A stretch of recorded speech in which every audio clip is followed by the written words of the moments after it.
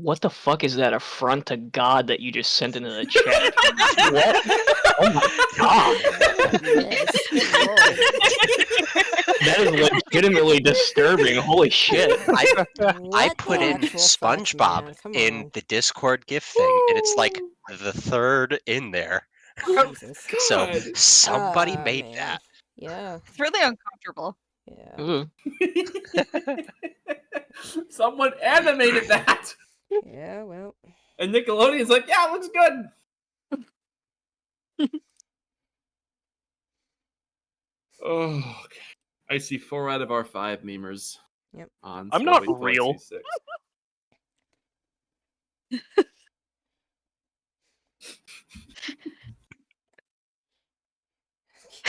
Hey, get your butt in here. I didn't hit join. Of course you didn't. You Again. had You're staring at the login information. actual You minutes. had one job. Look, ask me to do surgery on your animal? Fine. Ask me to log in? Absolutely not. How did we get here? We have limits. Hey guys, I found an accurate GIF of what's going on when my internet shits out. Mm. Welcome to my 13th reason. Oh my god. That poor shark. Jesus. Poor shark. What the- I know he's stuck in an endless loop. Somebody help him. Okay. Are we, everyone have your shit together? Yep, we're Moderately. You. Yeah? Oh. All right. Okay.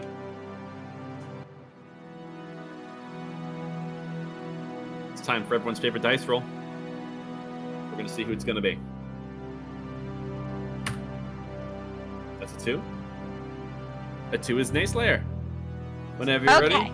Short All names. right. Amazing. So on last week's episode of Temple Run, we had to escape from the horrible place because bad juju was happening, and there was all sorts of evil thingies that came from the stupid ass portals that we accidentally opened all because we wanted really cool objects.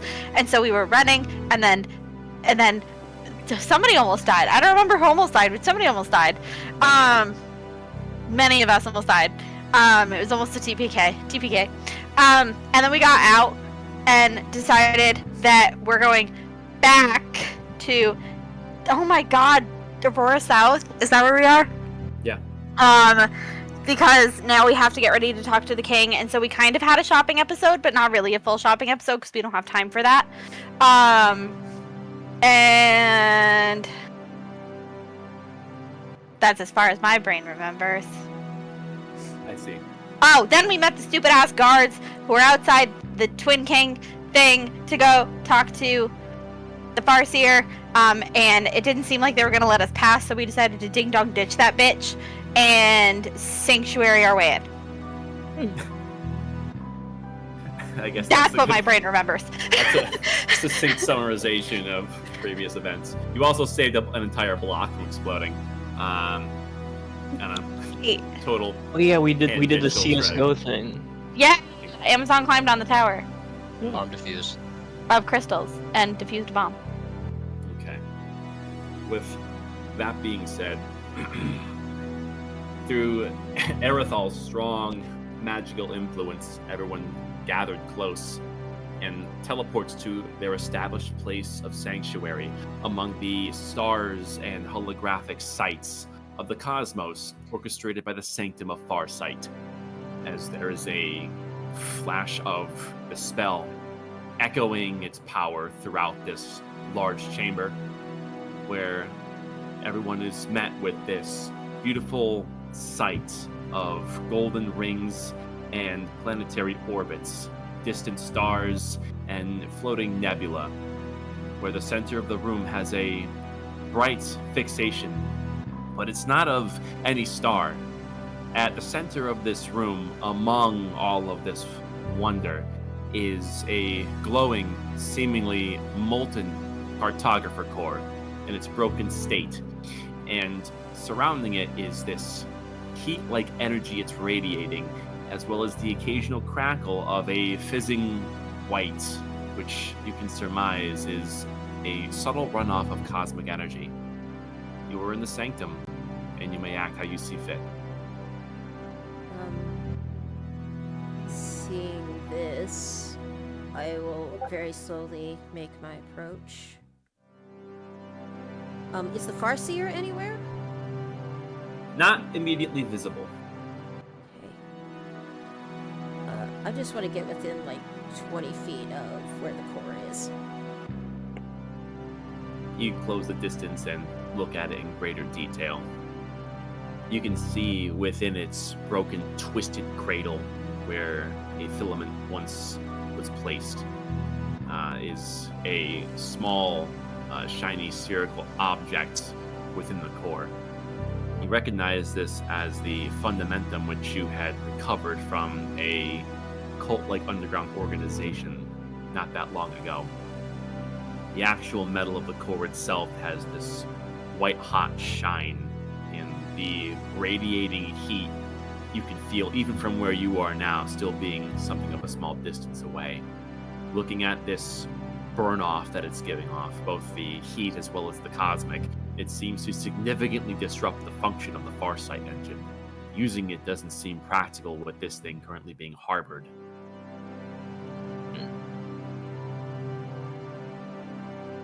Farseer? Yeah. Your words call out and echo, and you soon after hear a voice. It's swirling around the party in motion, moving with these holographic stars. Your arrival was timely, once again. Yes, it seemed of great importance for us to be here right now. That is correct. Time is running out, and the hand of fate is rapidly closing. What do you mean? You look over and you can see that as she's speaking, she's almost circling around the party in this weird mid-air motion. I'm stalling for time because I was trying to find her art. It took me longer than I'd like to admit. But you look and see that she partially materializes.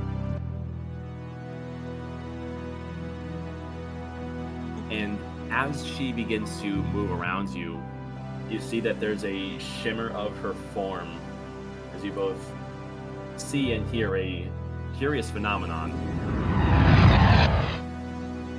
Her form rapidly shifts within an instant to that of fulcrum. You can see there are shimmers of the Farseer through it. You've yet to see these two forms harmonize like this.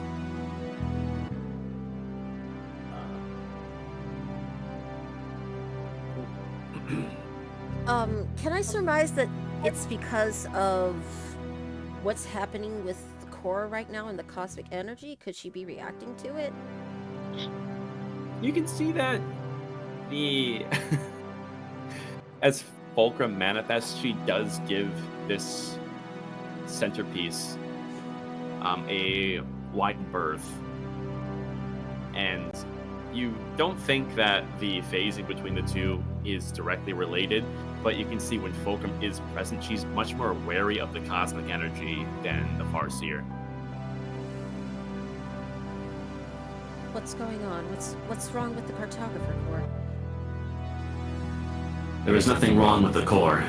In fact, the necessary preparations have been put into place. Okay. It has been difficult to prepare it. In order to get it this far, it required more than just your actions. It required my knowledge, my expertise, as well as the moving hands of the Farseer. Getting close to cosmic energy is troubling for my body. But And she moves again. and becomes the Farseer again. With us met in this way, we can combine both our strengths. It's this cooperation that allowed us to prepare the core. Okay. So is it nearly fixed, or? It has one step remaining, but there is more that we need to discuss than just the core. What is it?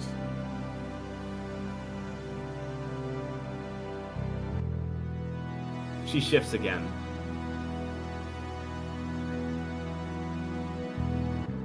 King Palmerin Sidonus has contacted the Sanctum of Farsight, requesting our opinions on the next step that the Auroran Dawn should take. We gave our best advice, combining both our perspectives. Understand the Aurora Dawn remains completely unaware of my place as a startographer among their people. It is a very delicate dance now. They asked where to turn their sights to next, and I was sure to make a response when you were not present, as you would not like the answer. What did you say?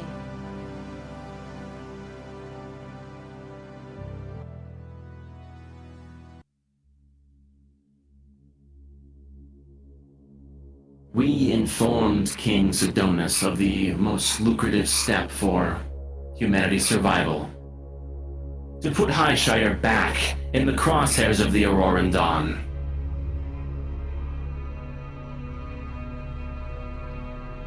Why?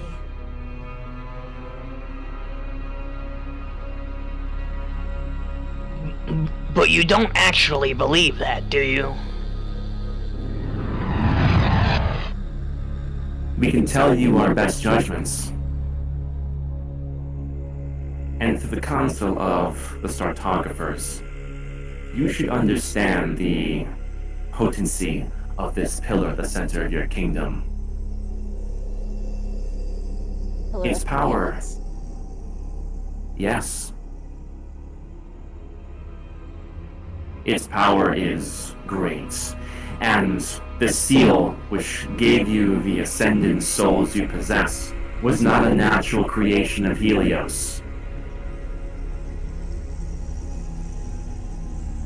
Where is it from?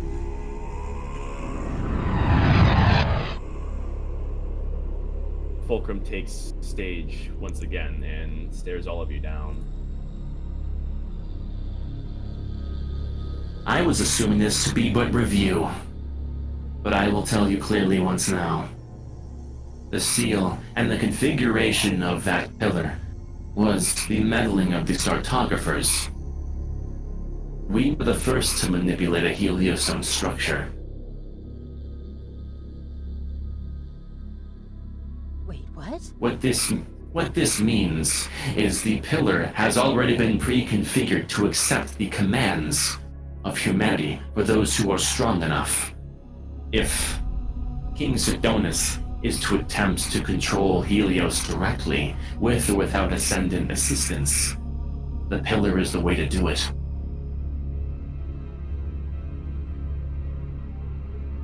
I mean, by that logic, wouldn't it be a boon to have the Ascendant Soul and also try that? It puts more negotiating power in our Yes, side of the corner. that is possible. But there are many uncertainties with the Ascendant Soul power you possess, particularly with our adversary, and what you need to do to repair the core. It is in our best interest to have multiple fallback points of issue. In order to truly repair this core, to kickstart its reaction as something that can properly channel ascendant power, it must be exposed to a configuration very similar to itself. In layman's terms, it must make physical contact with a heliostone structure, channeling ascendant power.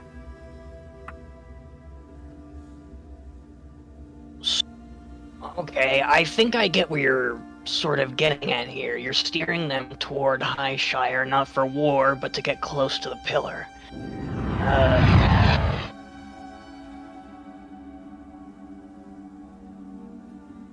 There is an issue. That's never good. We can safely assume you are all being hunted. Yes. That means, if you are to return to the outside world, there is a strong possibility that the Angel of Death may follow you there. The Angel of Death, in the outside world, harboring even just her sliver of ascendant power is disastrous. Well aware of that. So what you're saying is, it's not that she's incapable of killing us, it's that she's leaving us alive. She's waiting for us to do the work, get her an out. She needs us. For the moment. Perhaps she's playing her role more carefully. Her presence here in the inside world has put her inside of a large heliostone cage. If she were to simply begin slaughtering humanity here, she would be one angel versus an entire civilization. A civilization harboring 5 ascendant souls.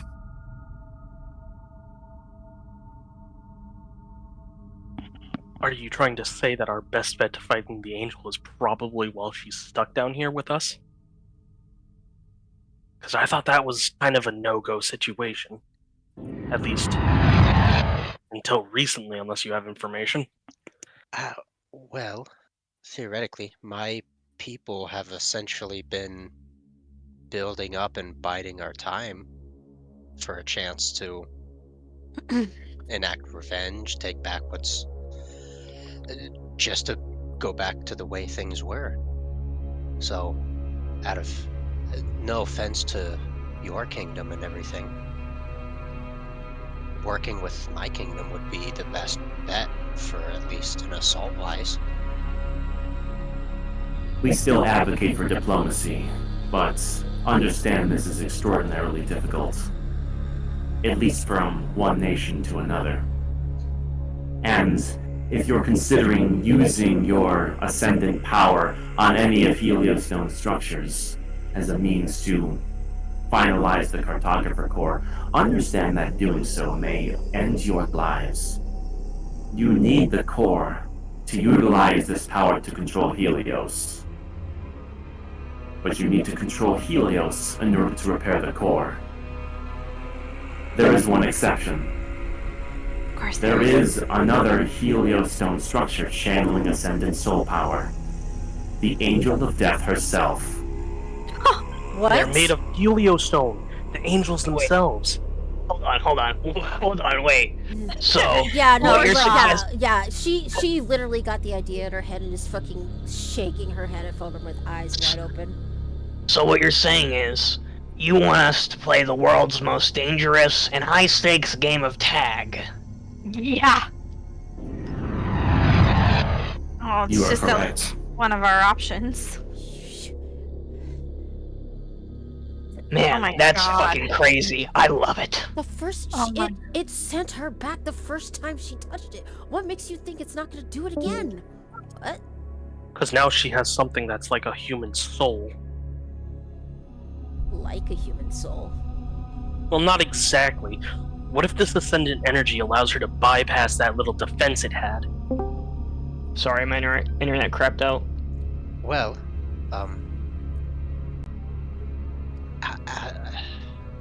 don't know. I thought I had something go. Do it again. I mean, the option to incapacitate her, as unlikely as possible, might be our best option when it comes to, actually channeling this through the core to fix it. It's also a huge risk. First time Understand that simple physical contact should suffice. Whether or not this built-in ward is even functional now is something that even we have difficulty deciphering, especially with it in this molten state.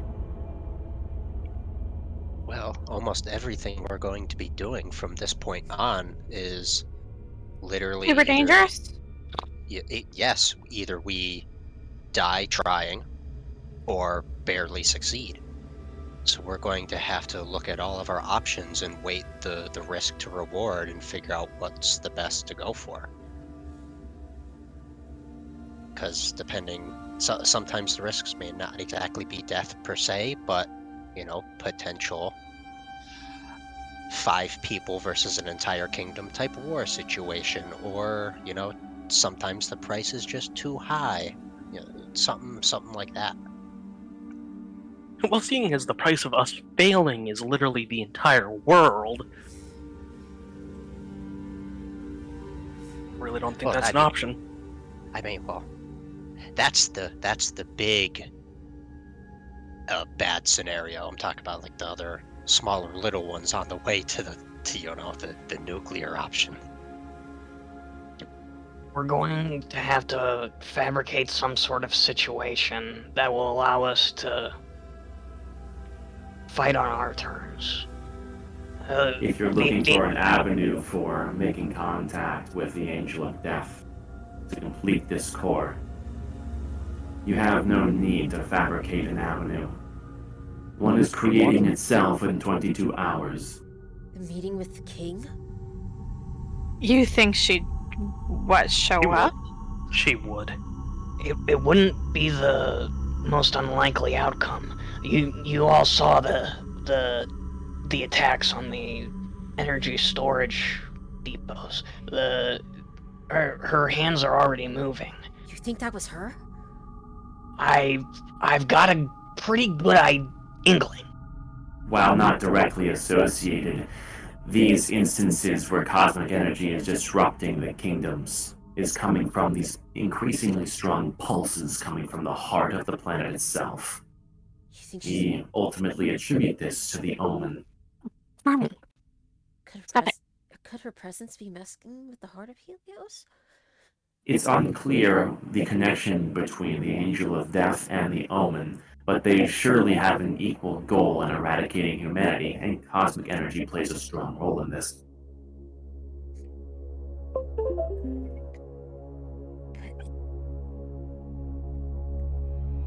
Well, we have one thing going for us. We've got a pretty good idea of when and where she'll show up. So, all that leaves us is time to prepare. But every encounter, she's totally trumped our asses. Like, what's... Well, yeah. Every time... Yeah, go ahead. You can go. Oh. Well, the difference with this time is these kings have dealt with the angels before. Even if it's a surprise attack, at least we'll have somebody who's actively fought. And even if they didn't win but survived, they know, and they've been building. To say that the kings have necessarily fought these angels is something of a misnomer. If you're looking for someone who has personal experience fighting an angel, you may look to myself. They are formidable, even for those of extraordinary strength and intelligence. Even if you are to break one down to its core, to its bones, I found myself wholly unable to kill one. Even if you reduce something to its bones, where it can do very little except look at you through a heliostone flaring, it simply survives because of its absolute nature, and given time, those bones will reform into its angel again. Hear me out, and this is a really fucking insane idea, and would probably kill one of us, but if we were able to manage to reduce her to this state of inability to move or act, could we use our ability to manipulate Heliostone to trap them in another cage, essentially? Seal them in? The Fulcrum, as is the current form, stops for a moment and considers your words. you can see that she does resonate with this idea to a certain point. You may have warrant, but this is assuming that these heliostone structures containing the angel would not be influenced by something else. It may only be a matter of time before the Angel of Death is able to influence this heliostone and escape herself, or through the coming sweeps of cosmic energy moving it on their own accord. I would try a more direct approach. Let's take your idea and slightly tweak it. Consider that rather than controlling heliostone to entrap the angel, consider controlling the heliostone directly within the angel to dominate them. Dominate Oh, that's the angel sick. of death? I like the way your mind works. Be a contest Still would probably at kill that one of us. point. Well, It would be your will against hers, but worth a shot. and not to say we're better in that case, but nobody has an unbreakable will like somebody fighting to stop essentially a genocide.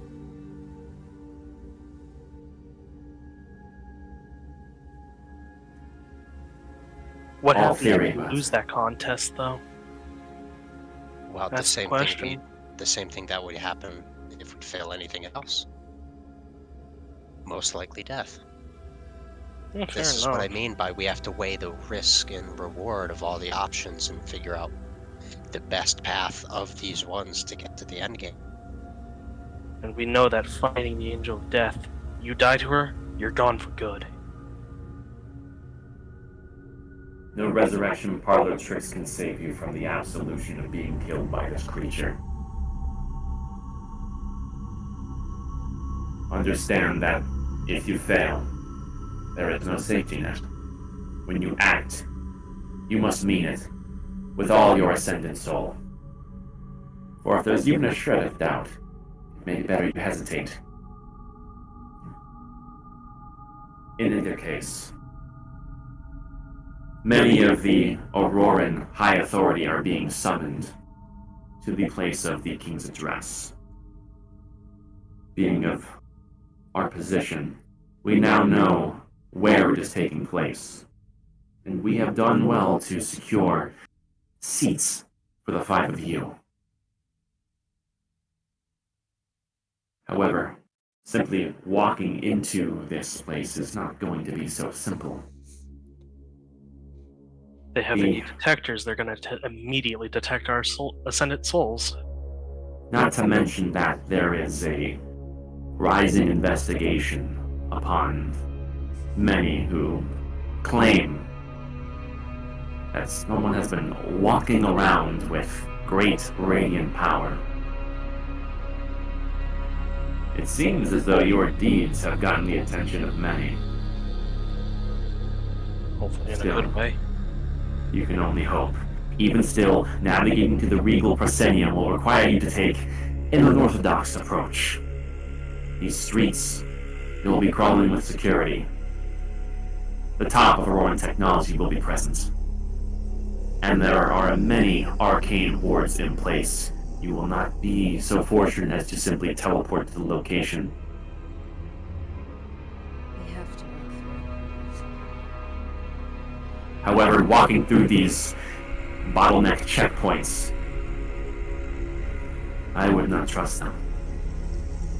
There is a strong chance that they know enough about each of you that on sight you would be apprehended, and any chance you have of making it to the King's Address will be lost. They surely wouldn't take the risk. That is why we have pulled enough strings to secure a long-forgotten avenue in the Aurora South subterraneans. It should get you close enough to this venue where you can use your wits in a small distance to get inside undetected. I feel a gigantic butt coming. Well, what's the catch here? Fulcrum has a intensity in her voice. looking to you, Cobweb, with something of a nod, but continuing. You are doing more than just simply witnessing the king. As we discussed, if the Angel of Death is to make any form of appearance, either in her full form or otherwise, this would be the place.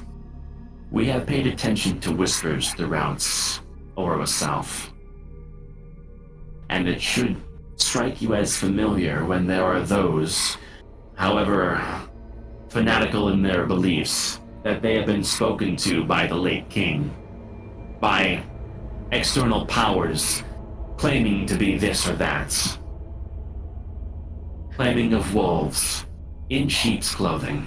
Children of Leandros. God fucking damn it, that's saying again.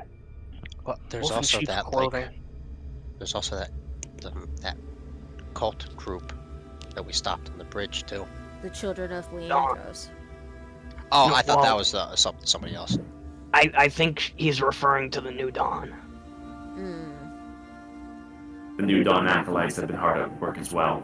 It seemed like those with more radical beliefs are easily swayed when they are under the impression they are being spoken to by a higher power. A higher power that may be turning their blades against their own king. Does this manipulation sound familiar? It does. Right down to the bone. The Chosen. I thought I heard a theory forming there. Sorry, I had a stroke there. My bad. It's fucking Just The making noise. Chosen over Fair enough. in Highshire. How they turned from.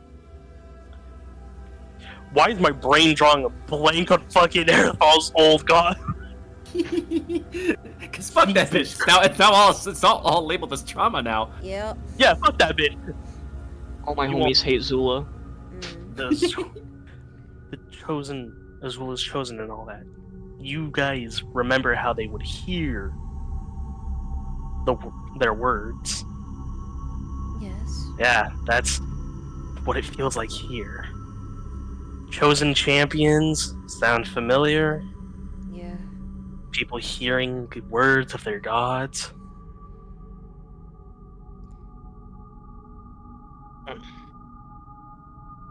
Wait.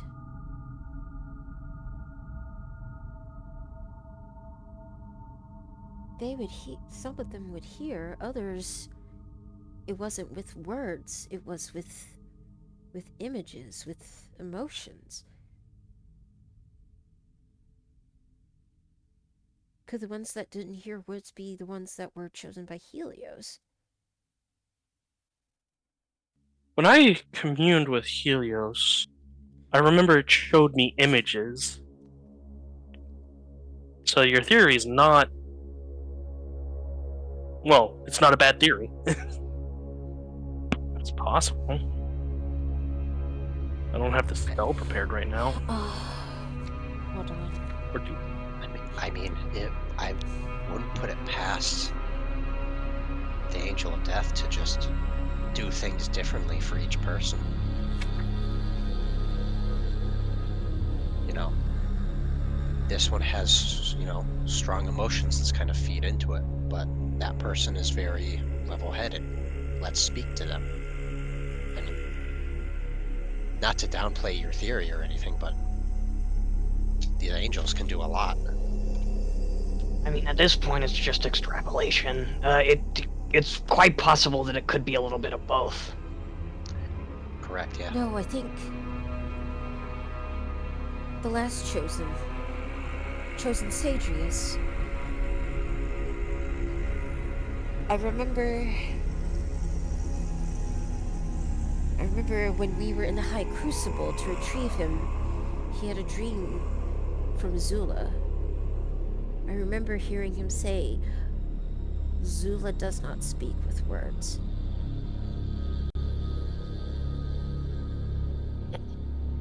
I think Sadrius was one that was chosen by Helios, and he thought it was Zula.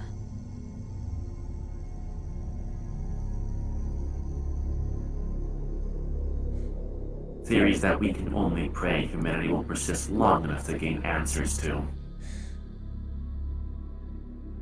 Okay. So, we go through these subterranean tunnels to get to where the king is addressing the council.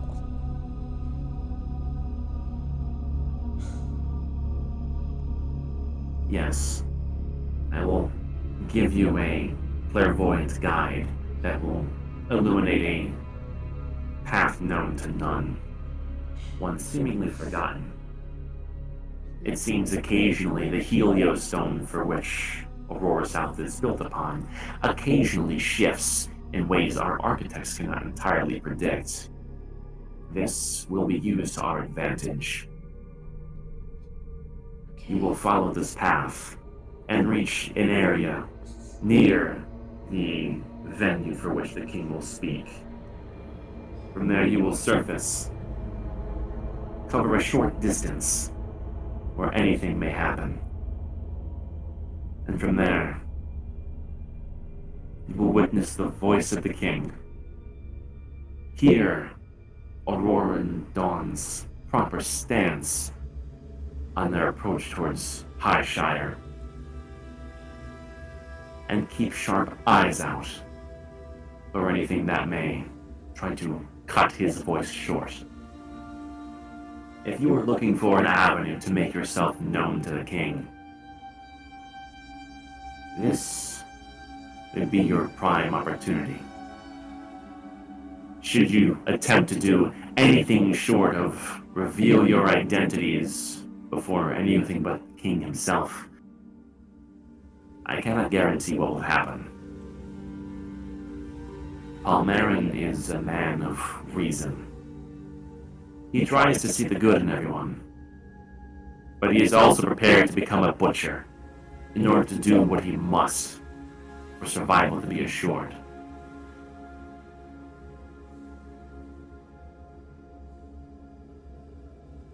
Right.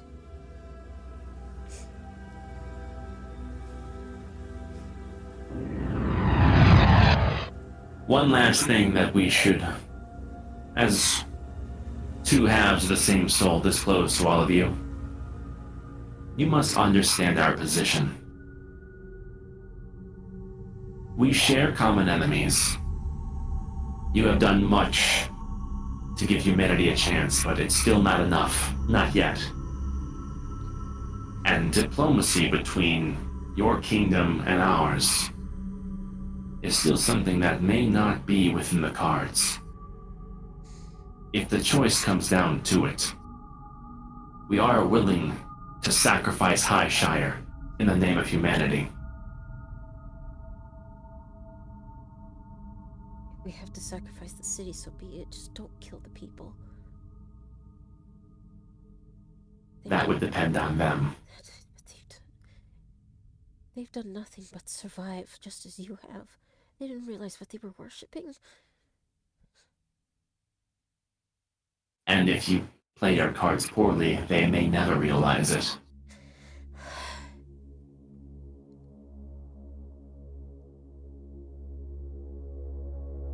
Your words leave a bitter taste, but they ring true. Truth Very about well. our world is the nature of our trade, Cobweb. No matter who it may harm.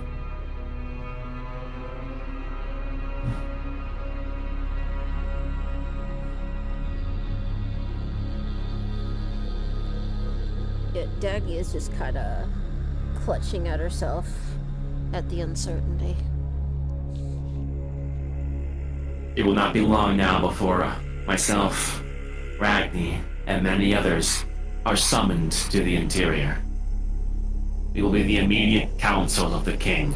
Following his speech, we will determine how to move forward. The nature of this, I can't quite diverge. Something is obfuscating my predictions on this event. It's troubling. I would It's say that's somewhat I would say that's a good indication that the Angel of Death is watching over or meddling at this time.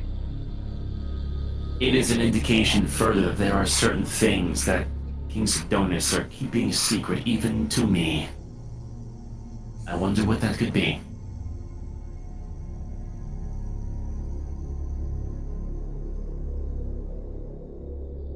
Well, I think the sooner we get down into those caves and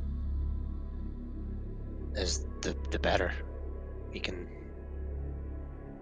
work on what we need to say, what we think will, if we just work on the way. Build your words ahead of time, and I would do well to rest yourselves to the top of your ability before doing this. I will also leave you with a bottle I mentioned previously, one that will point you in the right direction. There is no guarantee that these passageways will remain stable. Ascendant souls passing through moving heliostone plates is a strange combination. I would do your best not to make any direct contact with heliostone unless absolutely necessary, lest you wish for two opposing plates you are stuck between to suddenly shift. Ugh.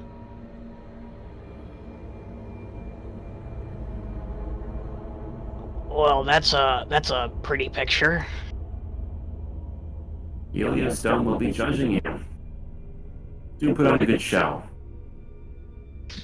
And Thanks. with that, It's not ominous.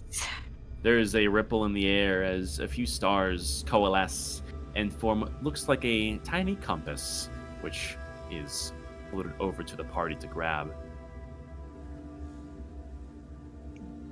Dagny will reach for it.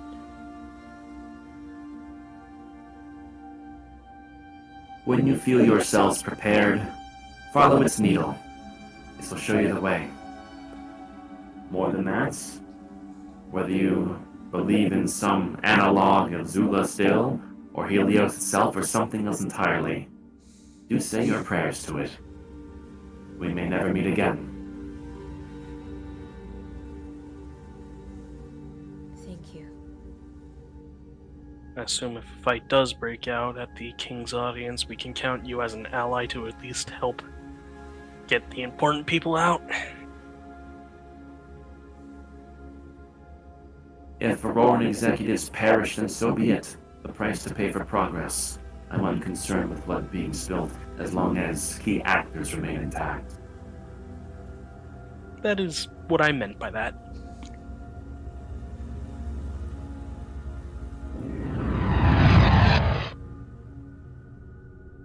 One final thing, as I have said several times now, however, a lot is spinning within our heads collectively.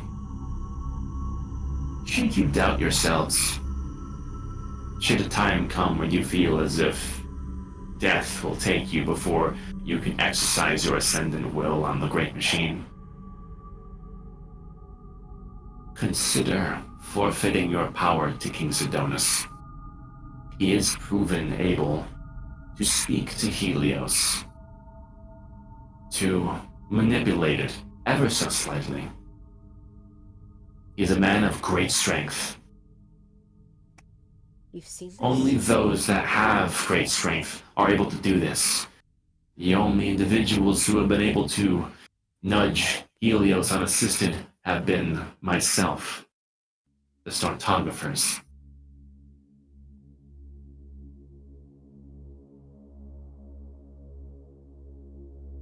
Within this short time, an Ascended Soul has already been killed. And judging by the ghosts behind your eyes, I judge that there have been many instances when death was in front of you. Is it your own will that kept you alive, or luck? Think hard. In any case, we have perhaps given you too much to think about in such a small time. We must make preparations to depart. And we will do well to keep an eye on Ragni. Please do. He's harboring the same power that was plaguing Nadira.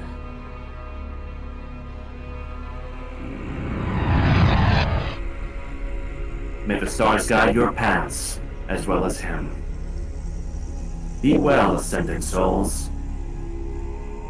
With that, there's a mechanical shifting within the walls of the sanctum, and you see a shimmer in the air as both the Farseer and Fulcrum, moving as one entity now, are in an instant gone, leaving the room to yourselves.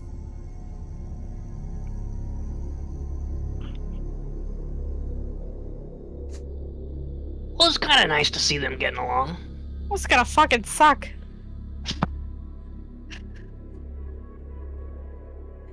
Nadira, I'm trying to bring up the vibes.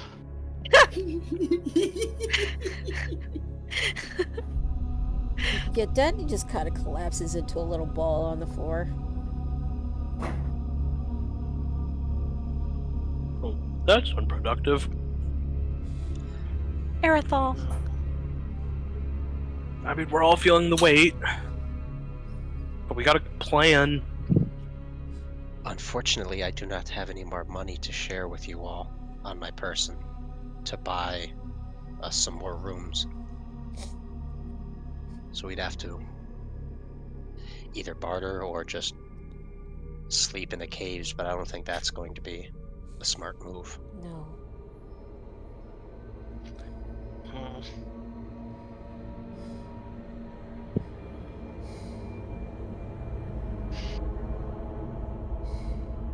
I really don't like the idea of sort of walking around in the open, especially with what we know now.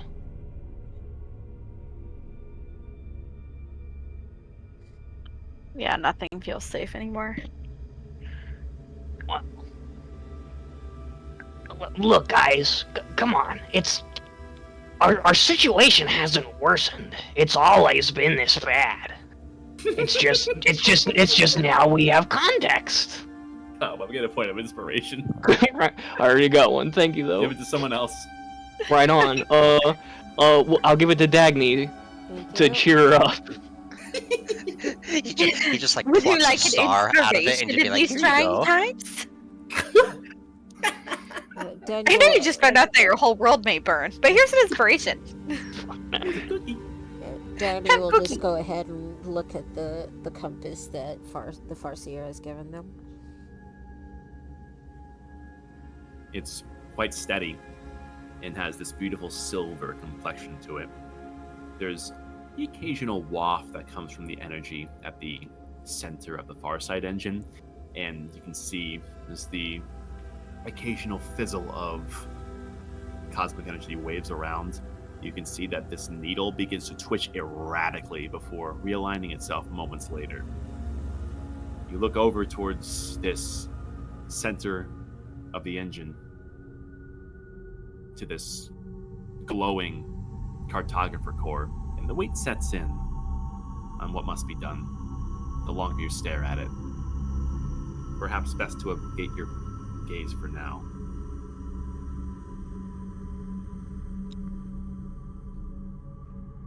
Well, I don't mean to rush everybody, but I think the sooner we start, the easier it will go to continue. Yes. Yeah. Yeah, no telling how long it's gonna take to get there anyway.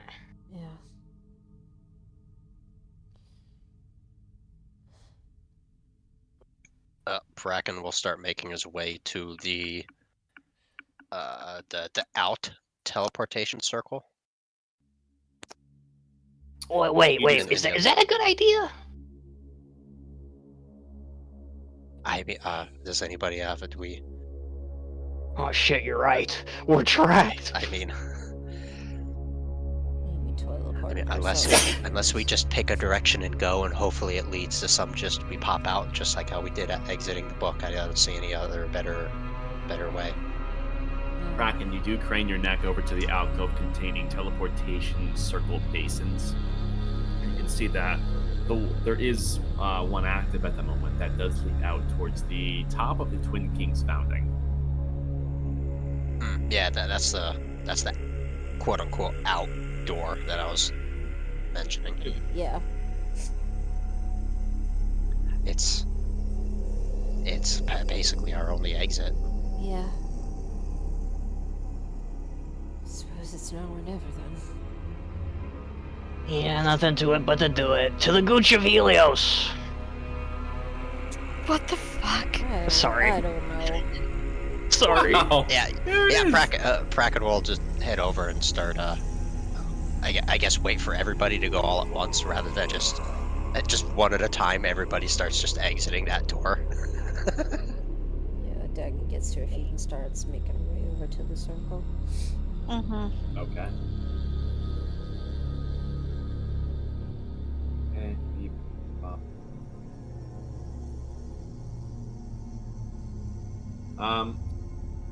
Nadira, you hear a small voice coming from between your antlers. Hey, so what's happening?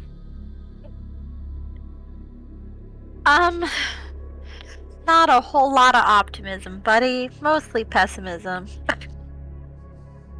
Okay, well, if you're taking me somewhere that's dangerous, if there's doors, I could probably open it.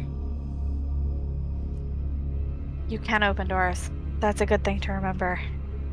Uh-huh. Wait, considering little guy can open doors, is this really our only way out of here? Yeah, I think we searched through it a while ago, and it was just the teleportation circles in the other room, and then just endless space of nothingness in this like self-contained pocket dimension thing. Yeah. It's it's a place in physical space to be sure. However, this place is incredibly advanced. You get a whiff of this place just looking at the complexion of the walls and the strange intricacies it has between these wall plates, and it becomes evident that the Farseer did well to incorporate Startographer technology into how this place is constructed. No surprise there.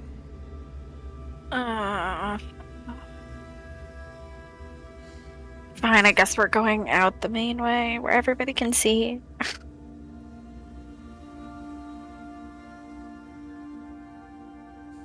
All right.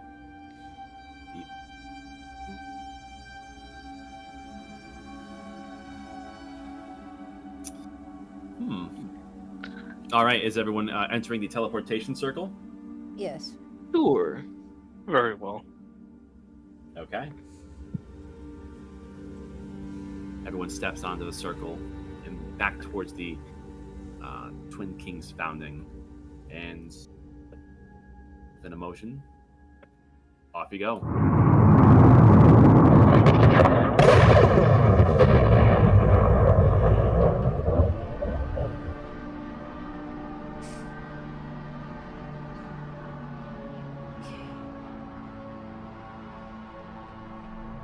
You arrive once again in this small, decadent, looks like something of a penthouse.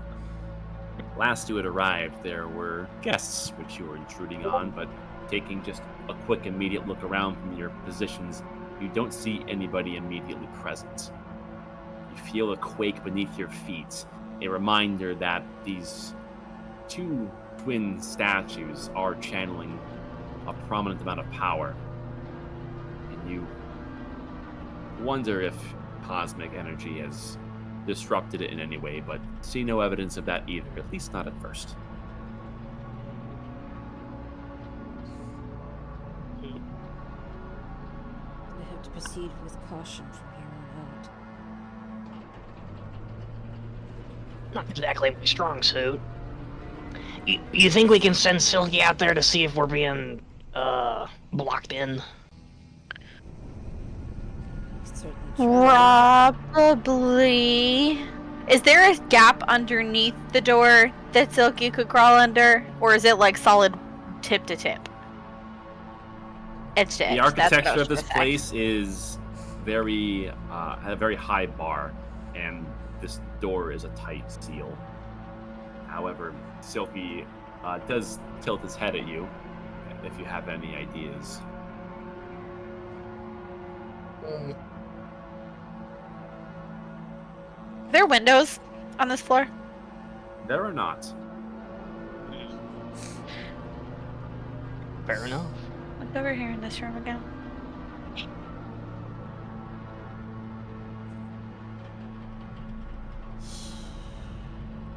I guess Cobweb's gonna approach the front door and give it a little peek.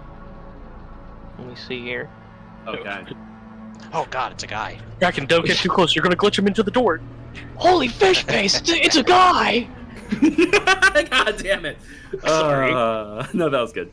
Roll perception. Right on. Let's see here.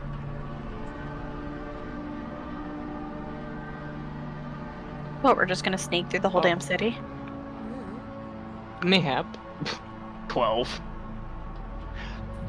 Just cautiously waiting by this doorstep. You don't see anything immediate that is telling you signs of danger. Curiously, last you were here, you do remember there was at least some form of watch that had been in position, but you see that there is an absence of that as well.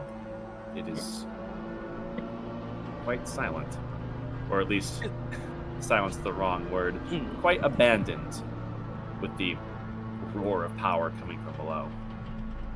With the king being present, it's probably likely that they're pooling all their resources there. Yeah, I feel like most of the guard is going to be on main roads and places of high importance, quote unquote. Arethal, here's a dumbass question. Remind me your passive perception. Oh shit, bet I got you. It is passive perception. 42. 24. Damn. Oh yeah, no. I was close. Arethal, just taking a quick look around, you can feel that your intuitive sense of danger is not quite at rest. However, there's no immediate threat to be seen, just giving everything a thorough scan. I don't like this. Something feels wrong. I don't know what, but something. Oh, you elves, let's just go. There's no one out there. I cast a 9th level fireball at Cobweb. Cobweb's just gonna walk out, and there's just gonna be a guy around the corner and just pushes him real hard. Yeah, see, guys, there's no one out here. No, I think you're right. Oh, Oops. hold on a second. I didn't realize you were moving. Hold on, wait. Oh, my bad. Don't come on me, boy. Sorry. Okay. You take your steps out, Cobweb. In your nose immediately is pointed at the ground as you feel the most subtle of pulses on the stone for which you stand, and see a rune lights up as your feet make contact. Oh, shit. Let's see how we do. Holy Jesus. Of course. I mean, sideways, this sucks. What? It's gonna do one of these. Okay. Cobweb, make a con save. Oh, Okay. wonderful. Hey, I'm good at those. Let me see here. Why would you put that into the universe? Yeah. Oh, See? not the 6. I'm gonna burn a Indomitable. Let me see here. That was worse. That's a shame. The DC is 18. Get on a You've shingle. been paralyzed for 1 minute. Oh, no. You may repeat your save at the end of each turn. Okay. Let me read something real quick on what this does. I see. I should hope so.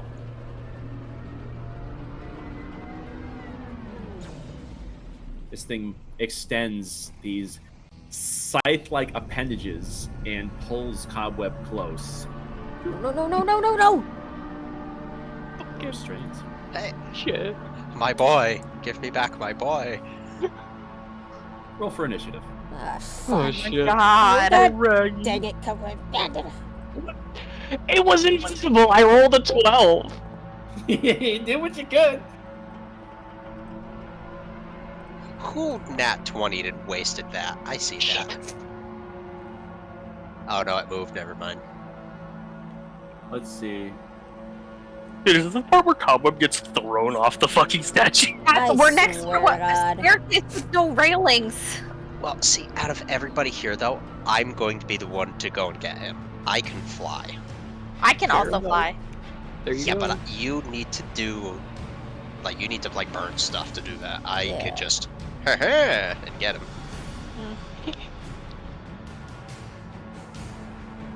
Okay, let's roll for all these assholes. What? All these assholes? Excuse you? Asshole There's- says what now? There's either in other invisible things. or There's little just, like, spiderlings. my guess is there's probably guards showing up because we probably triggered something. God damn it. They've been notified. Nadira, top of the initiative, you see a sudden, strange, hypnotic beam hit Cobweb square on, where he goes limp for a moment, and then these metal appendages scoop him up.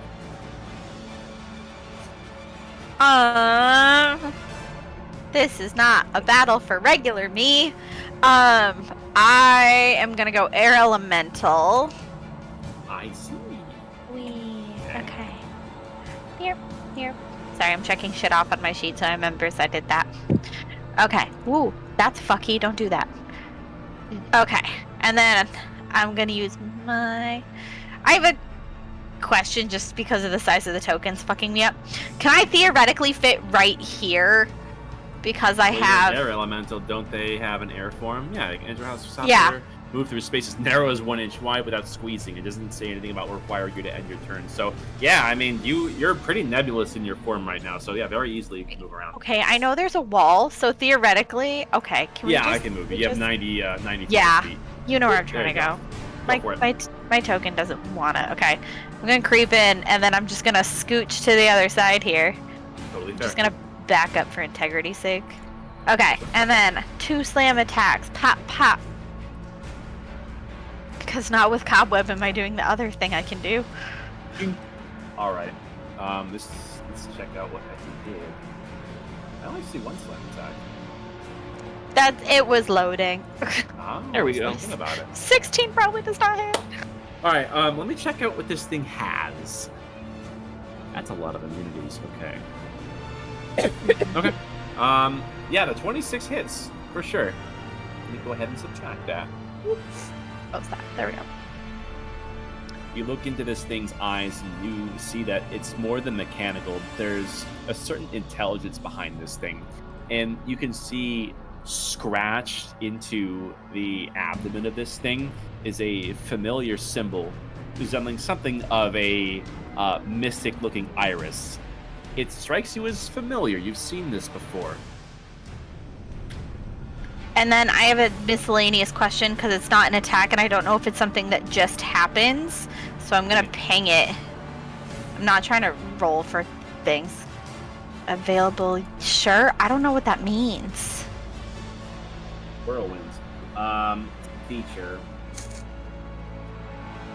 This smells like an attack to me. Let me see here. Oh yeah, it's in your actions. So what you just did is a multi-attack action, but instead of doing your 2 attacks, you can do this instead. Okay. I wasn't Yeah. sure how that worked.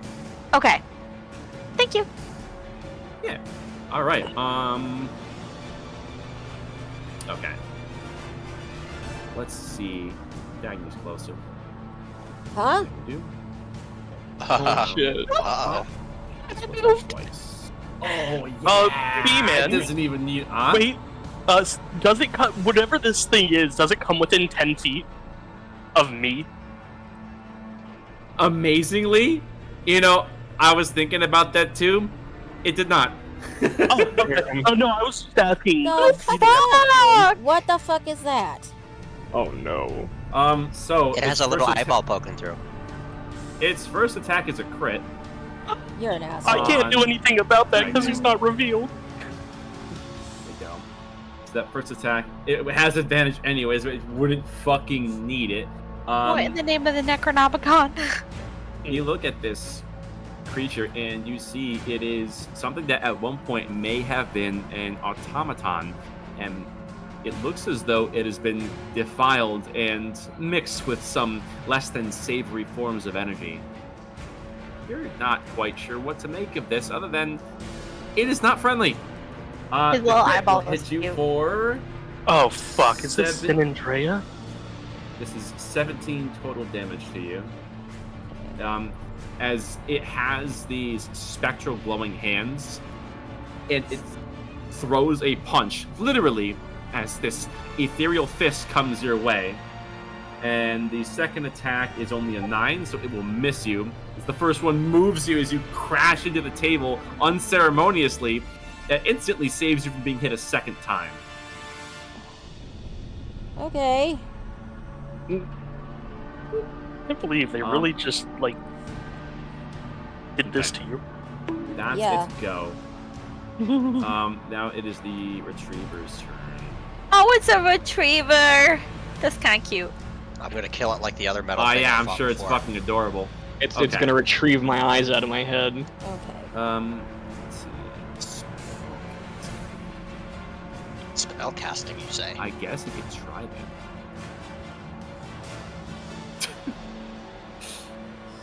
Yeah, sure. It is going to attempt to cast Web on Nadira. Let's see. 20-foot cube. It is clung to the wall at the moment. It will not be placed in time. That sucks. Okay. Webs are difficult terrain and lightly obscure the area. Weapon itself. Each creature that starts to turn webs enters, make a dex saving throw. So, Nadira, let me paint this for you. Rectangles. 20 feet. A bunch of webs suddenly appear right here. It shitted on you. That's its action. It's going to Get Dookie attempt down. to move. It's got 40 climb speed. It is going to go this way. 5, 10, 15, 20, 25, 30. I think that's about right. Oh my We'll God. come with. Cobweb goes for a fucking ride. This does incur opportunity attack, Nadira. I will make it abundantly clear. Okay. I assume just one attack? Yes, it's just one. I think so. Stupid question. Yeah, Sorry. you can't. Yeah, you can't hit the multi-attack for reactions, unfortunately. Okay, and then what's Stringing the of webs in your face. You take a wild-fisted try at this thing, but unfortunately, it's a lot better at moving through its own webs. That's why. You had a question? What does the web spell specifically entail for me? I'm gonna get to you in a second. Cool. But you don't really feel all that bothered by it. Amazing. Kraken. Alrighty, he's gonna walk around after essentially seeing Cobweb just get like hooked off the like yoinked off the stage. Be like, what the fuck just happened? He's gonna 5, 10, 15.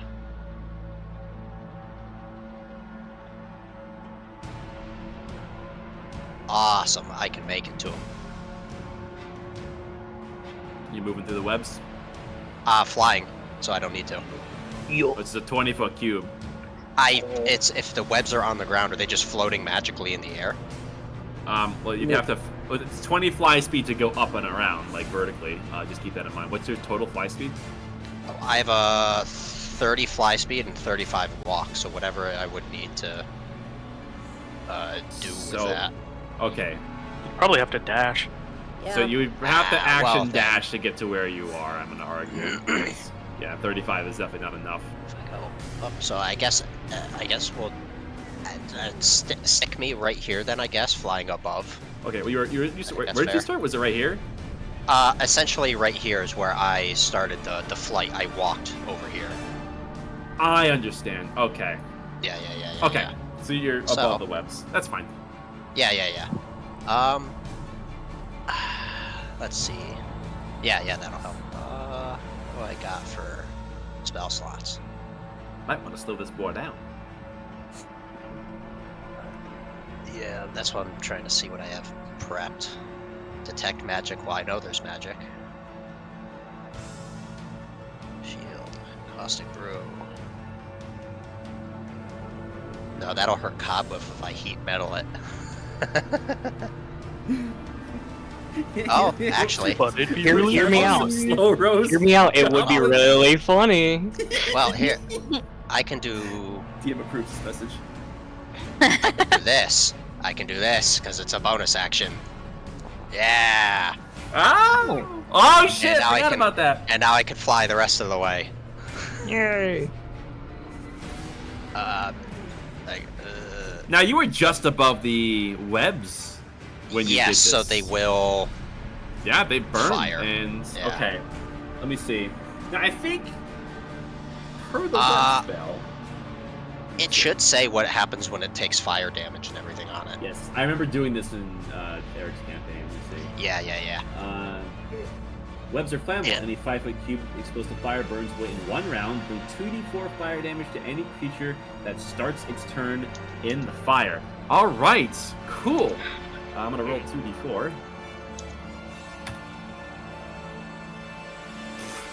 You know, for brevity's sake, we're just gonna apply this now.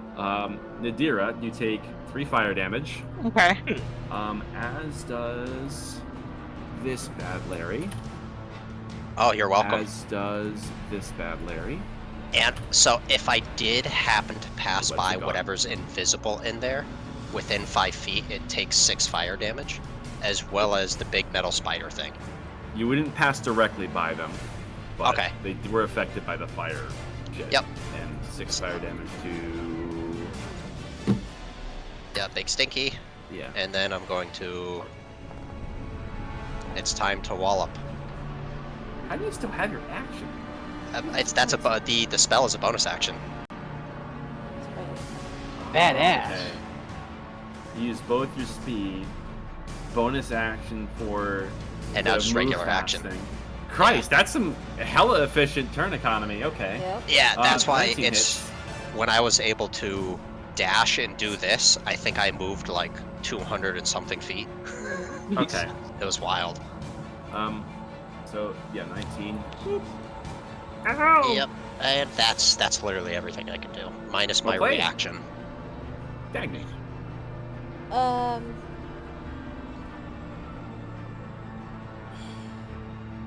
Yeah, my immediate reaction is to just back the fuck up from this thing.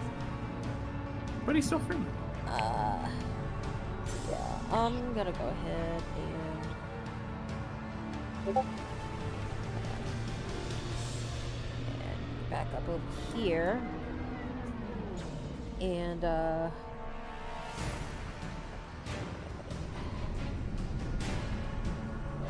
gonna go ahead and yeah, I'm gonna throw a frostbite at it. Ah. He needs to make a con save. Come on. Yeah. Okay. Does Saber suck? Yeah. Okay. It survives. Aerithal.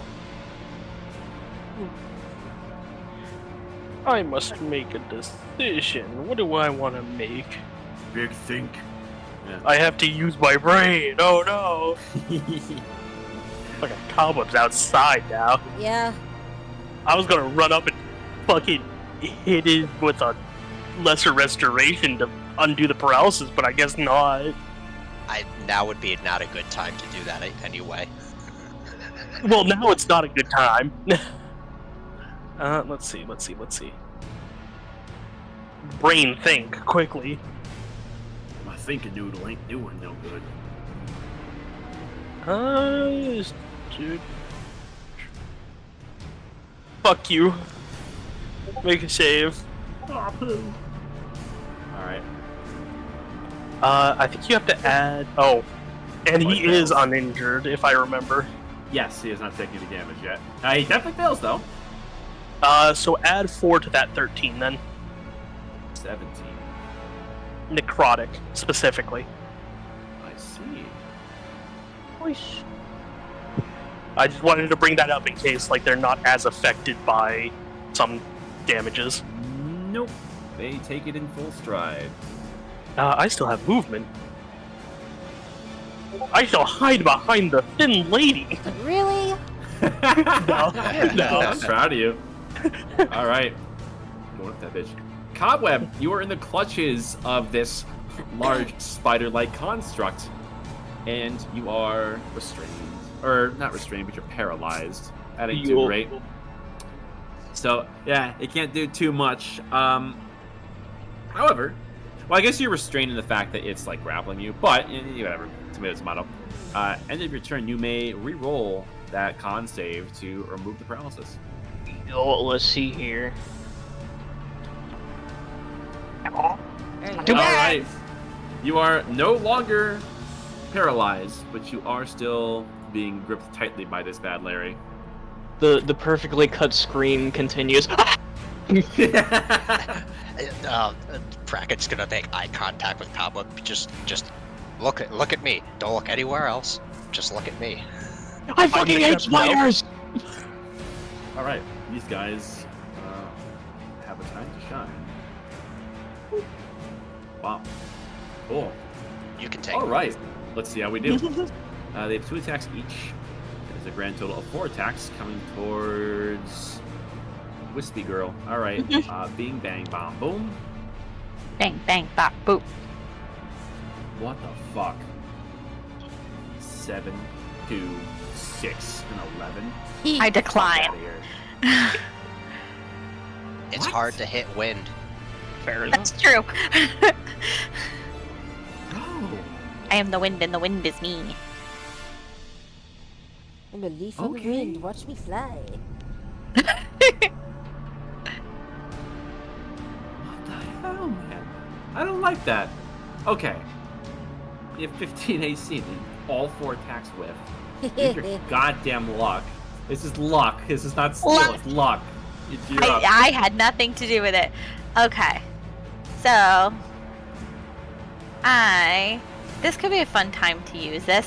When the whirlwind says in my elemental space, does that mean just like next to me or like on top of me?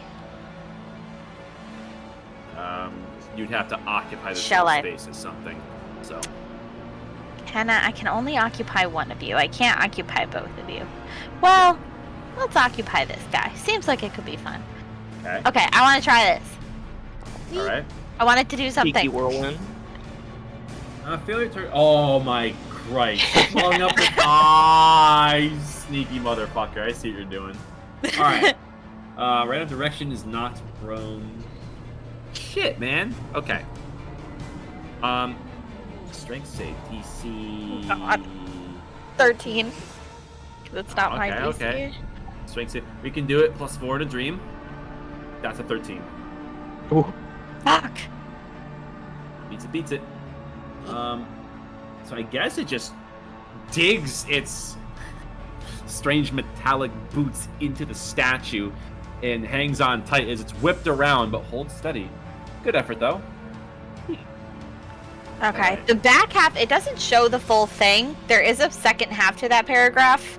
If the saving throw is successful, target takes half bludgeoning damage, but they're just not flung. Okay. I don't know why Valid. the full thing doesn't show, Yeah, just halvesies. Okay. All right. That your go? but yeah. You're staying put. Okay. Now we go back to Erithal and this asshole. Let's see. Beep boop. Attacks coming at you. Oh Jesus. It's a 13 and a 17. Ew. You. Erithal's AC is 19. 19. Sorry, no, I thought my mic was. You're good, dude. Happens to the Well, best of us. shit. All right. It's the Go retriever's turn. Let's see. Go on, move. Oh, fuck. I was supposed Oh, to, he just is fucking. Oh no. supposed to roll this. Fuck. Okay. Fine. Be a dick. See if I care.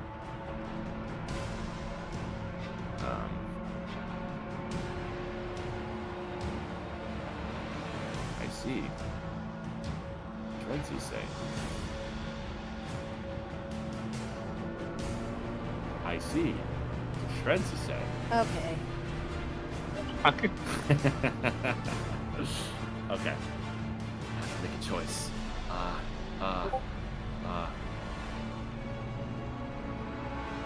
Fuck it, we ball. The retriever rears up looking at Bracken, and you see a beam of light begin to yaw at its mouth before shooting at you dead on. Oh, Make a God. dex save. Oh, God. You can do it. I believe in you. Please. I'm giving you my inspiration. Do the thing. All right. Okay. Roll Thank the you. damage. Wow. Well, shit. Well, Thank God. oh, Look what that did. Hmm. This beam has this strange magically adhesive property to it where it seems to almost latch onto you. Through some quick movement midair, you're able to stop it from doing the full 5d10 force damage, so you're gonna take half, which is it's force damage. it's force damage. Oh yay! Tell me the number, because then I get to half it again because I'm resistant to force. Here. 15 is 16, 17 is half. So you would take 8. I hate it here. Motherfucker. Alright, and it's for the biscuit. It's gonna go. Is it gonna try to move? 5, 10, 15. Okay. Well, hold on. Yeah. Don't move it so far yet. Damn it. Okay. Never Eat mind. shit. Ding. Alright. And this thing ascends. Let me see, 1, 5, 10, 15. Is 25 feet higher than it was. Okay, Kraken.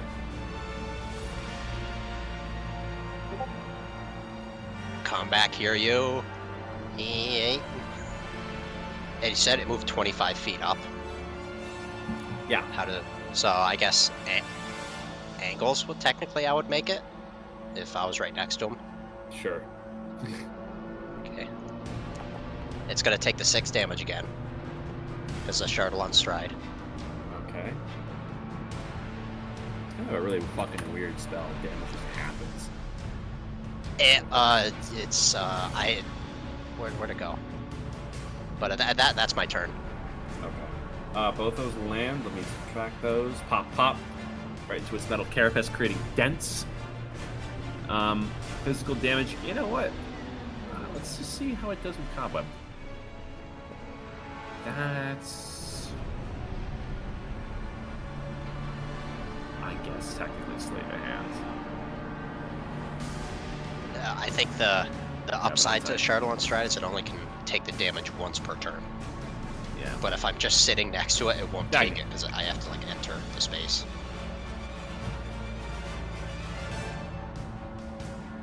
Okay.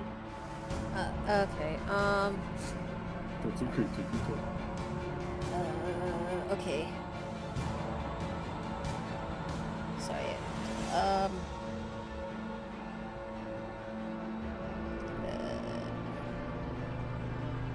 Fuck it, Weeball.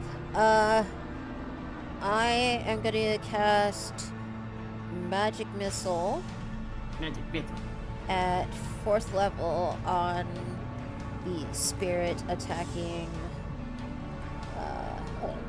Aerithal. Okay. I'm sorry, I'm just imagining just. Ow! Fuck! Yeah. Oh damn! You can see that the metal has almost a ghostly property to it and is rapidly falling to pieces, and this bluish fire is breaking out from its now cracked open chest frame. And that's your go. Yep. That brings us to Aerithal.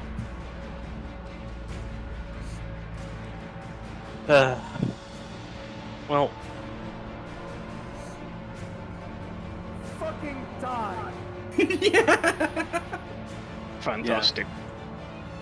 Bailiff whack his PP. They have to make a DC 17 Constitution saving throw or take 11th level 3d6 radiant plus 4. Kaboom! Damn. Bitch. Does it save your suck? Yeah. It is save or suck. Yeah. It looks at you menacingly. All right. I use my bonus action to call it a bitch. Damn. Emotional crit. Cobweb, Okay. you are restrained. I am restrained. You are Can't pinned to the underside of this thing with its two scythe-like appendages tucking you close to form. Yeah, fair enough. Let me see here. It's giving you a big ol' hug. Can I do anything silly? Is the question. Let me see. Bite it. Bite it, you say?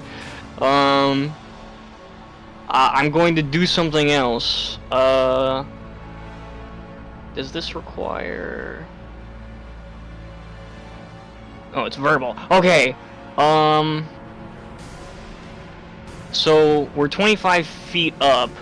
Is that in relation to the ground over here? No. Let me see here. Oh, is it just 25 It was more? that was Oh, a on 25 top of additional that. feet. It's been climbing up this Okay. entire time. Fair enough. With the rate of ascension, I'm gonna say to get to the bottom that we're looking at right here is a good 50 feet down. Woof. Okay. Yeah, I live that. Let me 56, see you here. take it. I'm going to pull a cheeky. That's not what I wanted. Fuck's sake. There we go.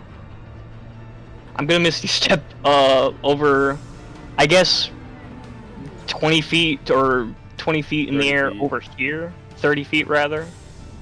I will say, like, at the height you're at right now, like this high up, like, balcony thing right here, you could just land here and not take any fall damage. Yeah, fair enough. Verticality in D&D is weird. Then yeah, I'm Yeah. gonna. Yes, it is. Let's see. 3D is hard. You escape his clutches? Right on. Oh, what? Well, that's my action. I guess I'll bonus action. That's a bonus action. Oh, is it? Oh, Yeah. sick. Let me Yeah. see here then. I'm gonna hit his ass with a bite and blast. What? What now? No, don't worry about it. Let me see here. See if I can find it I'm again. gonna hit him with a cheeky gust. Make me a strength save. You're casting Gust. Alright, strength save you say. It's pretty good at these. Hiya! Come on. That's a 25. Shit. Okay, that's That's fine. even That's funnier than 24. Fuck. Okay, that's fine. I'm not dead. Let's go, guys. And I Cannot don't die. have to fly at an enormous rate to try to catch you. Right. Okay. Oops. That is not dead. Ain't gonna get rid of that easily. Okay. Refresh this. 4 more attacks coming towards our elemental fiend. Oakley dokes. Ow. Okay, yeah. This is a lot better this time around. That's a 27. Yeah. It did a 16. Let me see. This is magical bludgeoning damage. That are not magical. Okay, so you take the full 16 from this. I can subtract it for you to save time. Yeah, that'd be good. That is an 18 to hit you. Yeah. Another 16. Hell yeah, now we're getting results. That is a 30. Jesus. Wait a minute, that's not right. How the fuck did it roll? Like, nah. 17, 18, 19. The math is wrong on that. Interesting. That's a 25, not a 30. Still Yeah, hits you, either though. way. Boop. And then the last one is a 14. No. All right, so you get whacked a few times. Alrighty, you're up. Okay, let me roll the thingy to see if I get my thingy back. I get my thingy back! Cool. I want to try it again. Do I? Or I could just hit him twice. I really want to try flinging him though. The fling would be pretty funny. I'm not gonna Okay, lie. I'll try it one more time. Let's do it. The Let's try flank Can potentially, like, one-shot it, but at the expense of it's now cratering towards the earth. Yeah. Alright, let me have it make its save here. DC 13 strength save. This seems pretty easy enough. Yeah, I rolled an unnatural 20. Ah! Bitch. Still takes Takes half of half, it. right? Fine. Okay. Yeah. Just a little slappy poop. So you're Fair battering enough. this thing against the statue as it's trying to hold on. Okay. Boop. Construct over here. He's gonna get boom, boom, the old 1-2 buckle my shoe to Erythal. Let's see. It rolls a 10 as it whiffs you with its form failing.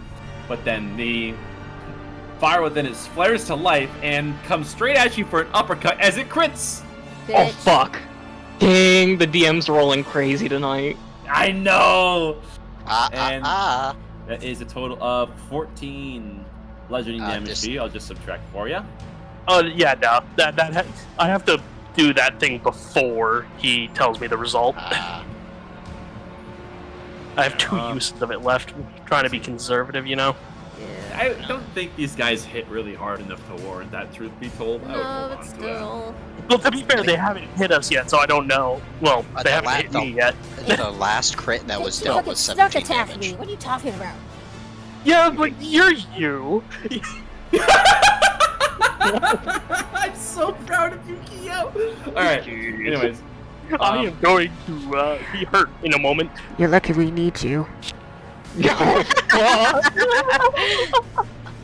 bring retriever, it.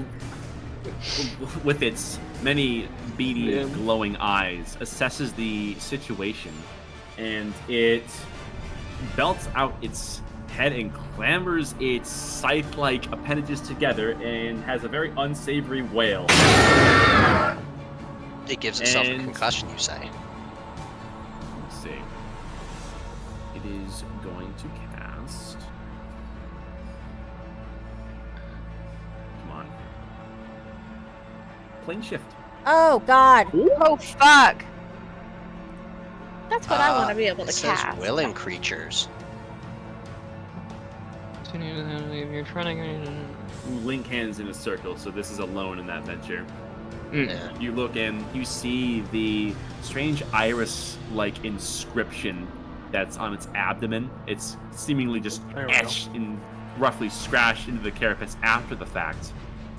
Glows to life. And the carapace shifts and disappears. Don't like that. Would exit from combat. Sorry about that, I'm back. My headset fucking shit itself for a moment. Oh, you're good. Fair enough. Kraken? Okay. So, in the sake of what's happening currently, what is like the distance to everything for like Cobweb to like jump here and like get down and everything? It's a series of. Well, he's like 50 feet up right now, so it's like. Yep. There's a jump here, and then a final jump here. So these are like roughly 15, 20 feet per jump. Okay. Do you want help down? Cobweb? Well, considering this statue isn't really connected to anything, yes, please, pick me up. Okay. Cobweb with like uppies. Definitely really going to. Where's the effects? End that. So Cobweb doesn't just burn for a hot second. And that's not moving. That's distance. He's gonna go over and like just grab Cobweb, and then oh shit, where was I? That was like 15 feet. I got 30 feet of flying, so I guess I'll get him down to the bottom platform if it's like 15 feet or something. 'Cause that's as Gravity good as helps I you can out. get him to. Yeah. Okay. Dagger. And Oh, you're not can't- done? TikTok, Ed boy. Am I able to see this thing? Because I could magic missile it. The wall kind of comes out to this square. I'm gonna say you don't really have the angle at the Okay. moment. Fair enough. Alright, Dagger. then that's it. Alright, throwing a firebolt at the spirit. Nat 20, baby! Damn. Oh my god! Jesus. Whoa! The fucking damage! Biden What the blast. fuck? Which one are you shooting? That's my girl. That Look one. at the damage. It's all. Oh my god! It only had 5 hit points left. You shoot this firebolt, and you can feel your anger brimming up, and you can feel this burning manifesting in those earrings that you've equipped, and it stokes these flames into something of pure arcane hatred, and this firebolt zips across with the speed of something like a lightning bolt made of fire just over Erethal's head, singeing his hairs into here, greeting and summarily overpowering his ghostly flames, and this shrapnel metal explodes all over the interior. Ooh, sorry. Are you okay? Oh. Jesus Christ. What the Jesus fuck? Christe. And look at the damage. It's 9, 8, 7, 8, 8, and then That- 1. yeah. It had the potential to do much more. Yeah. Holy fucking shit, Like, high level play is something. I think I just man. skipped the afterlife and his soul just deleted. Okay. Erethal, what say you? I want to get away from the area that just sprayed fucking shrapnel on my face. I want Oh, to hi, get away Madeira. from the angry fire lady. Oh, hi, dude. Okay, you've injured both. I've injured the one I'm sitting on top of. Okay. Well, I We're really cast. bonding. Soul of the dead. They're both Live technically Moss. hurt. Alright, Bing so you're bong. going for this guy. This here. one, it needs the DC 17 Wisdom save, and I need to re-roll the dice because it's different for being damaged. Come on, mama! Nope. Fuck! 3d12 plus 4. 18. Nice. 18 necrotic. Jeez. Minus 18. You watch as the metal rusts, rots, and decays in real time, forming this large crevice on its chest plate and on its helmet. There's this ghostly eye and a dwindling fire within. This one is rather weak now. Let me close this door. That way Dagny can't get hit in the face before she can act again. Keep the angry fire lady inside. Close the door! Fuck it! Gain a point of inspiration. I really like it. Just Hell yeah. I've been trying to hold my tongue on being too trigger happy, but that was just too funny to ignore. he makes Oh. direct eye contact and just slowly closes it. That's for singeing my eyebrows, asshole. I just had my fucking hair done. Cobweb. Oh, it's me? Let me see here. Shit, not too much that I can do. Hey, could you hold me over here real quick? I imagine he's like Okay. dangling from his collar. What's up? I mean, technically, you should be able to move there. I put you Oh. down. Oh, Yeah, right on. you can. You're on that platform. You're sitting on top of like a small association of bricks. So yeah, that's fair game. Sick nasty. Cobweb's You can gonna see that hop down, and take up a sniper's perch with the big blasto. Let me see here. Oh, man, I wish they were lined up. Let me see here. Piercing damage.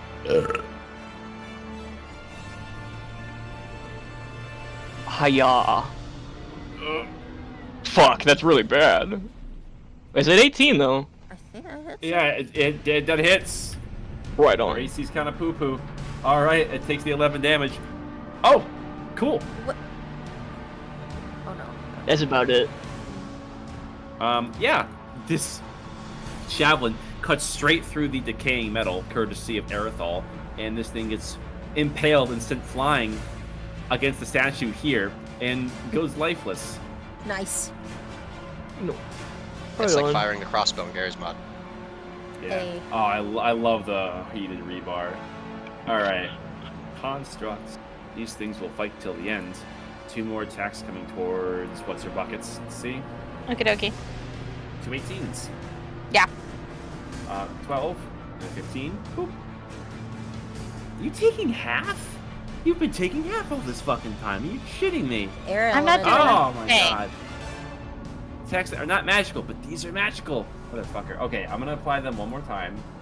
You try hurting air. You should have taken like 20 more damage. I'm just gonna go boop boop. Yeah. It's fine. Whatever. This fight's almost over, anyways. Sure. Nadira. I'm gonna punch it. Good Nice. choice. Yeah, that'll do it. Very good choice. Punch it once, and leave a huge dent in its face. All right, Dick. Kraken. Anything? Seems like they're getting things wrapped up over there. I mean, let's see. I'll fly. No, why? Yoink. And then...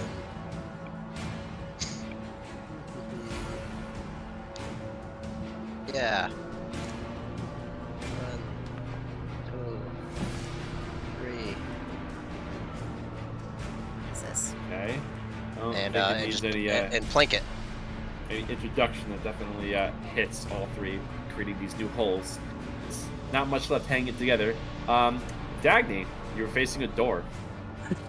I will open the door. You for opened the trap. door. Check for traps first. And you're met with the back of Arethal's singed head. Hey, there's another one over there. I just imagine Dagny using Arethal's new Bill haircut as like an iron sight.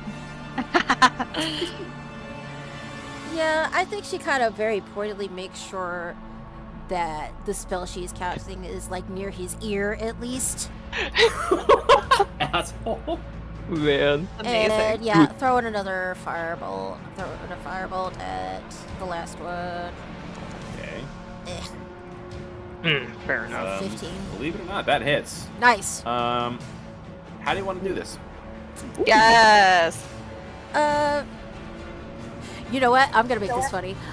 She kind of does it like she's about to make a flicking motion, and it flicks Arethal's ear and throws a firebolt right at it. I just... oh my god. It's Flick of the wrist. Flick of the wrist. It's like what the Jakes do when they flick each other's earlobes all the time. Yeah. Pink. Yep. Arethal, you take a single point of fire damage as this firebolt glides along your ear, lands squarely on this construct, and puts a molten hole in it as it tumbles down onto the ground and goes lifeless, Oops, my finger slipped. ending combat. As my reaction, I close the door. Good choice. Let me see here. Ow. Alrighty, cobweb jump. You can make it. Like at this point, I kind of like fighting. I start like slap fighting him like I would like with my brothers. Like, She's touching me! She's touching me! She's touching me. And then Brackett's gonna grab Cobweb and bring him back around to the gang. Because I don't He's think there's still, an like- exit that we know of over on this side. No, it's one narrow yeah. spiraling path. So yeah, for brevity's sake, you go ahead and fly him back over and get him to safety. With the started iron it. thrower in hand, we look like the world's lamest attack helicopter. I'm holding him directly above my head. He's doing like Superman. yeah. Comes around the corner to fucking Aerosol and Dagny play fighting. She started it! You're the motherfucker. Oh my god, dude. Fucking What shut the happened to door. your hair? You look like my uncle. It was an accident. And I'm he just shuts the sending a door- gentle breeze at Cobweb like he's Superman. And then he shuts the door in my face. Yeah, because they can punch at range, so I didn't want them to punch you in the face again. Anyway, I kind of squeeze past Aerithol, kind of... Is this thing still, like, materialized Visible? here, or did it disappear? It's in these rough pieces of deteriorated scrap metal now, and all traces of this ghostly blue flame have been reduced to nothing. You're essentially looking at a deteriorated set of armor.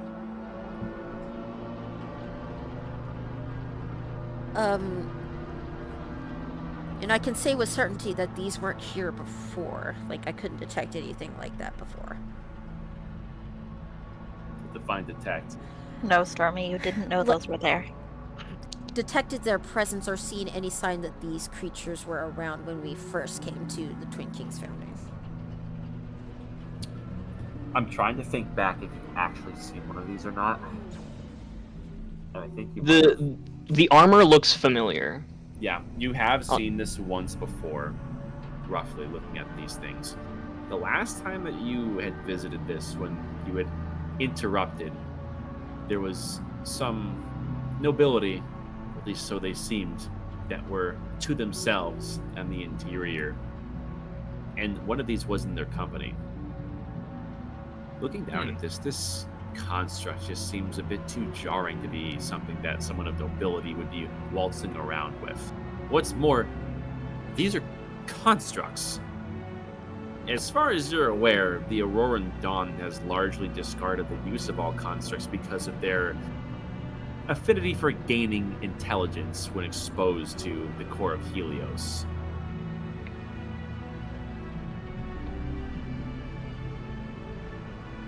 These aren't of Auroran, Mary King, I don't think. Someone sent these things here.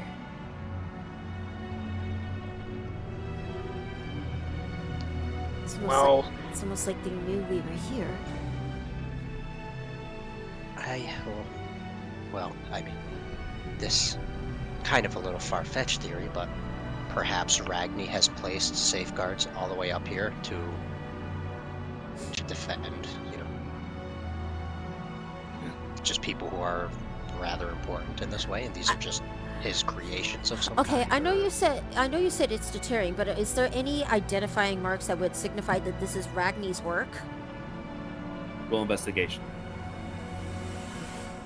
Okay.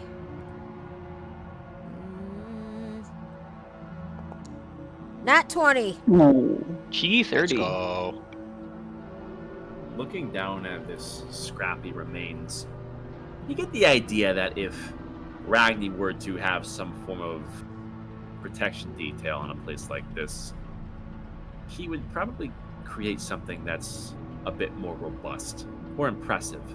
It's You get better. the idea that someone of his stature would be making a statement when he creates something that is to protect something of his interests. For him to use something so scrappy, you'd think he's too egotistical. No. This isn't Ragni's work. He'd make a statement with this, not this deprecating form.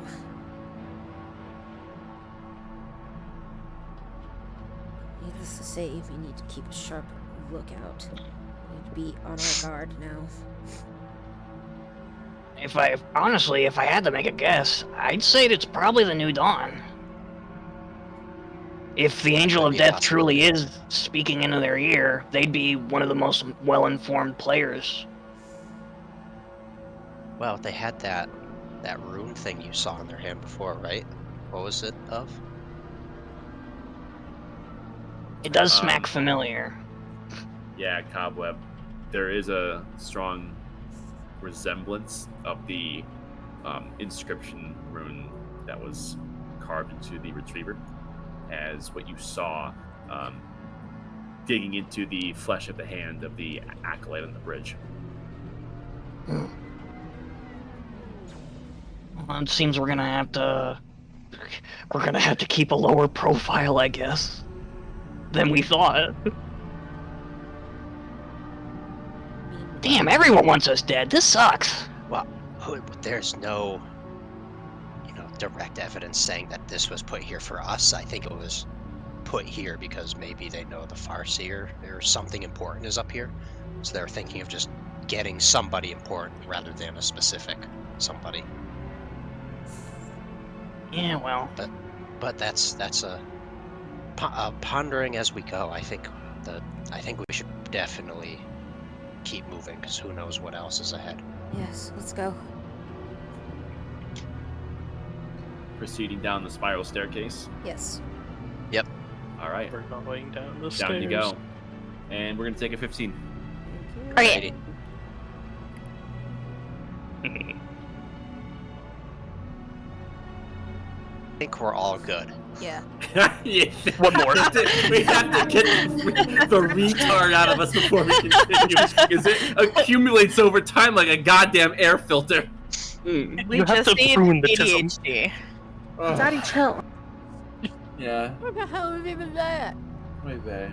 I'm calling you daddy. There's no need to chill. Mm. Fuck. Oh my god! The fucking lizard! I was telling Brandon about this Lizard. stupid ass lizard!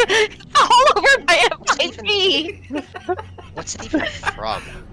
Honestly, it's been in my mind rent free just from what you showed me. It's that like it has that intoxicative property Oh, it's to from it. And like Elio. I've never Okay. it has not shown up in my feed once.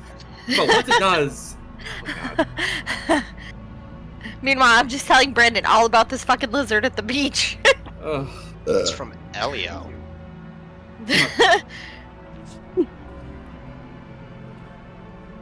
Oh, the apparent Pixar Lizard. something because it wasn't in a quote original idea. Lizard. Ugh. I wish Man, I had I'm the fuck- lizard button. Man, I'm fucking dumb. Okay. Okay. I know. Reload this. Everyone continues down the way, and you slowly ascend from the dizzying heights of the Twin Kings founding back towards the base. Go. So, we didn't really think about how those guards are going to react to seeing us be turned away and then magically appearing in this place. It's fine. You'll just cast Sanctuary again, and we can avoid them. I can only cast that once per 8 hours. We're fucked. Mm. Yes, all of our problems solved. I don't know about you losers, but I'm floating up in the clouds. Oh, okay, bye. There is a magical ward that prevents you from going beyond the very narrow staircase. You think that's a safety feature, but It there was a is joke. very. I'm just reinforcing that it's a pretty airtight pathway, pun intended, to Airtight. down from down towards the lower areas, and you are winding down in the little area of the security checkpoint is coming up. I'm just gonna slide between everybody's feet. Like a little sneeze snake. Do you think they installed runes of feather falling because of jumpers? Probably. Probably. Jesus. I'm assuming the guards are the same that we saw before. They haven't like swapped out and are back to the normal ones we've dealt with before. You're gonna have to walk through a set of pretty heavy double doors to get to the checkpoint, where you're gonna be pretty close to them. As for your air elemental trickery, yeah, you do have a nebulous form, but you are still very visible. You are essentially a rogue elemental palling around with the rest of your friends. Just food for thought. I have an idea. Hmm. I mean, I can sort of stretch my body into something that kind of looks like an Auroran soldier, but the only problem is my armor. I don't think they're gonna buy it.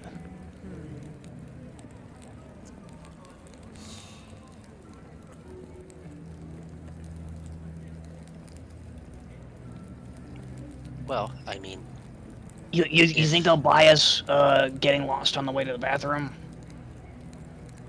well, there's always the chance that the guards, I would say most, they would know what is up top.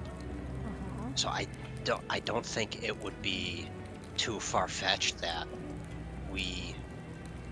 if we're exiting and they didn't see us, we're probably important enough that we just got another way in. I would assume they know that Yeah. people teleport in and out of there. Yeah. One would assume. But I would think that would be our last chances, or our last, bet to just walk through like we know what we're doing. Yeah.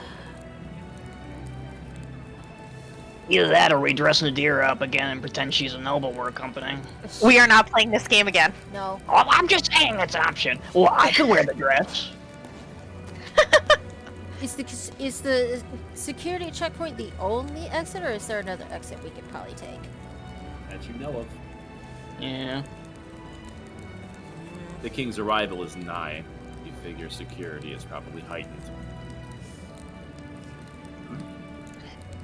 Invisibility probably wouldn't do anything either. No. If anything, it'd probably make us look more suspicious if they caught us. Yeah. No. Well, I mean, at this point, I mean, we might as well just walk through like we know like what we're doing. we have their attire now. We look the part. We just need to Yeah, act like that's we true. belong. Hey, Well,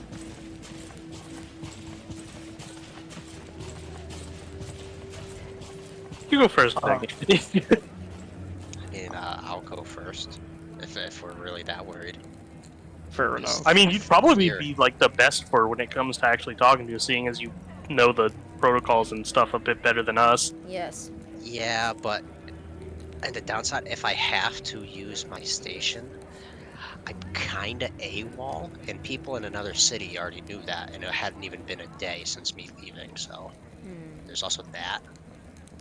But we'll cross that bridge when we get there, I guess. Yeah. So yeah, I guess if everybody's gonna join me, I guess I'm leading the pack. Yeah. I'm pulling Right up. on. I'm Just kind pulling up the hood on my capacity glances. Okay. Yeah, I would suggest everybody who has that do that. I'm doing the sit. Yeah, fair enough. I'm not sure what good it'll do though, because old girl said that they have just enough information to be like directly looking for us. Well, any little bit helps. Yeah. Yeah, fair enough. Yeah, I guess like I said, I'm just gonna lead the pack with the guys in tow. Yeah. All right. With Kraken taking the charge and the rest of the party following suit in an air elemental at your feet, you continue forwards and through the gilded double doors to the checkpoint.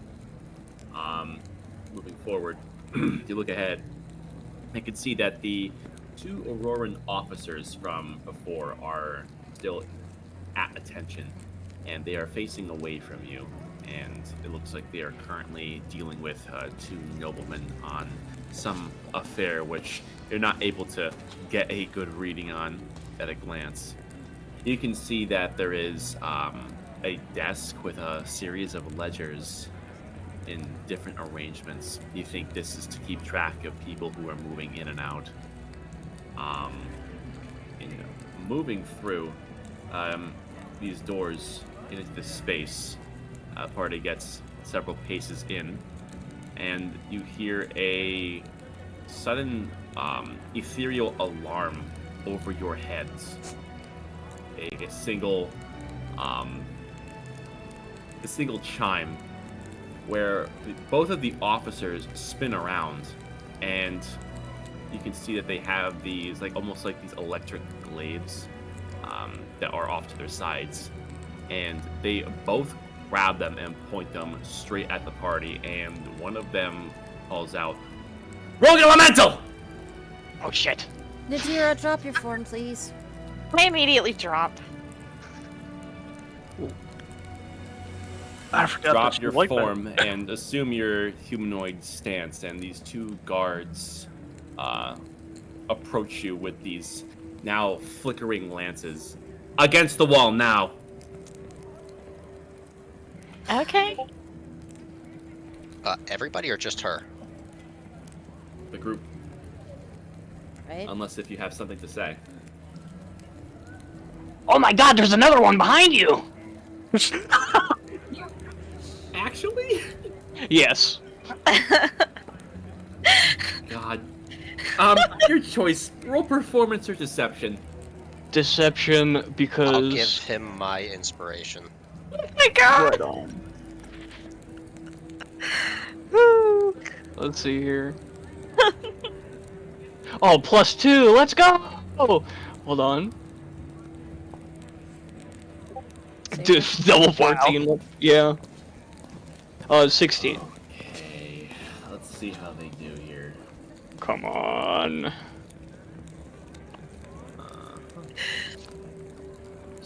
God. Swear to God! Please. God damn it! This is Let's fucking go. stupidest goddamn shit. All right, scatter. These officers whip around with their lances pointed in the opposite direction, and they have now these two electrified pole arms pointed at these two noblemen who they were just talking to a few moments ago, who have now taken a few steps back. There's a look of confusion as there's only about 2 to 3 seconds of them scanning the crowd before they intend to flip back over to you. What are you doing? I mean, I feel like the only response now is to just fucking cheese it. Yep, Yeah. running, running, Unfortunately. running. Running and running and running and running. Oh my god. Christ, You're really guys. doing this. Okay. Well, actually, how... I think it's a So, terrible idea. before we do But B-Man, anything else... what if I did something funny? Something funny, you say? This version is funny. Hey guys, We already how, did how that. do we feel about assaulting guards with blindness, deafness? Let's do it. God. I would Now- do... Now, a word of caution. You're in something of an embassy? That's probably- historical monument. This is like doing this Yeah. shit at the United Nations. Yeah, like, that's true. there's- Never mind. There's a lot more security here than just these two officers. That is Yeah. true. How I far away... hyperfixated on them.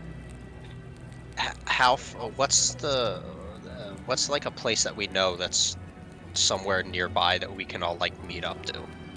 Because I feel like that park is pretty far. Because if we're just gonna like cheese it, we should probably spread Yeah, out a little that bit. park is like 2-3 hours, I think. Yeah, towards the edge of the city. Yeah. I don't. Is that too far for all you? There was the fletching estate, but that's about an hour's travel. Yeah, but I don't think they'll be too keen on letting us go through after what we did. Yeah. Yeah. what the Okay, fuck? there's the fresh flask. All right. Yeah, the tavern. Yeah.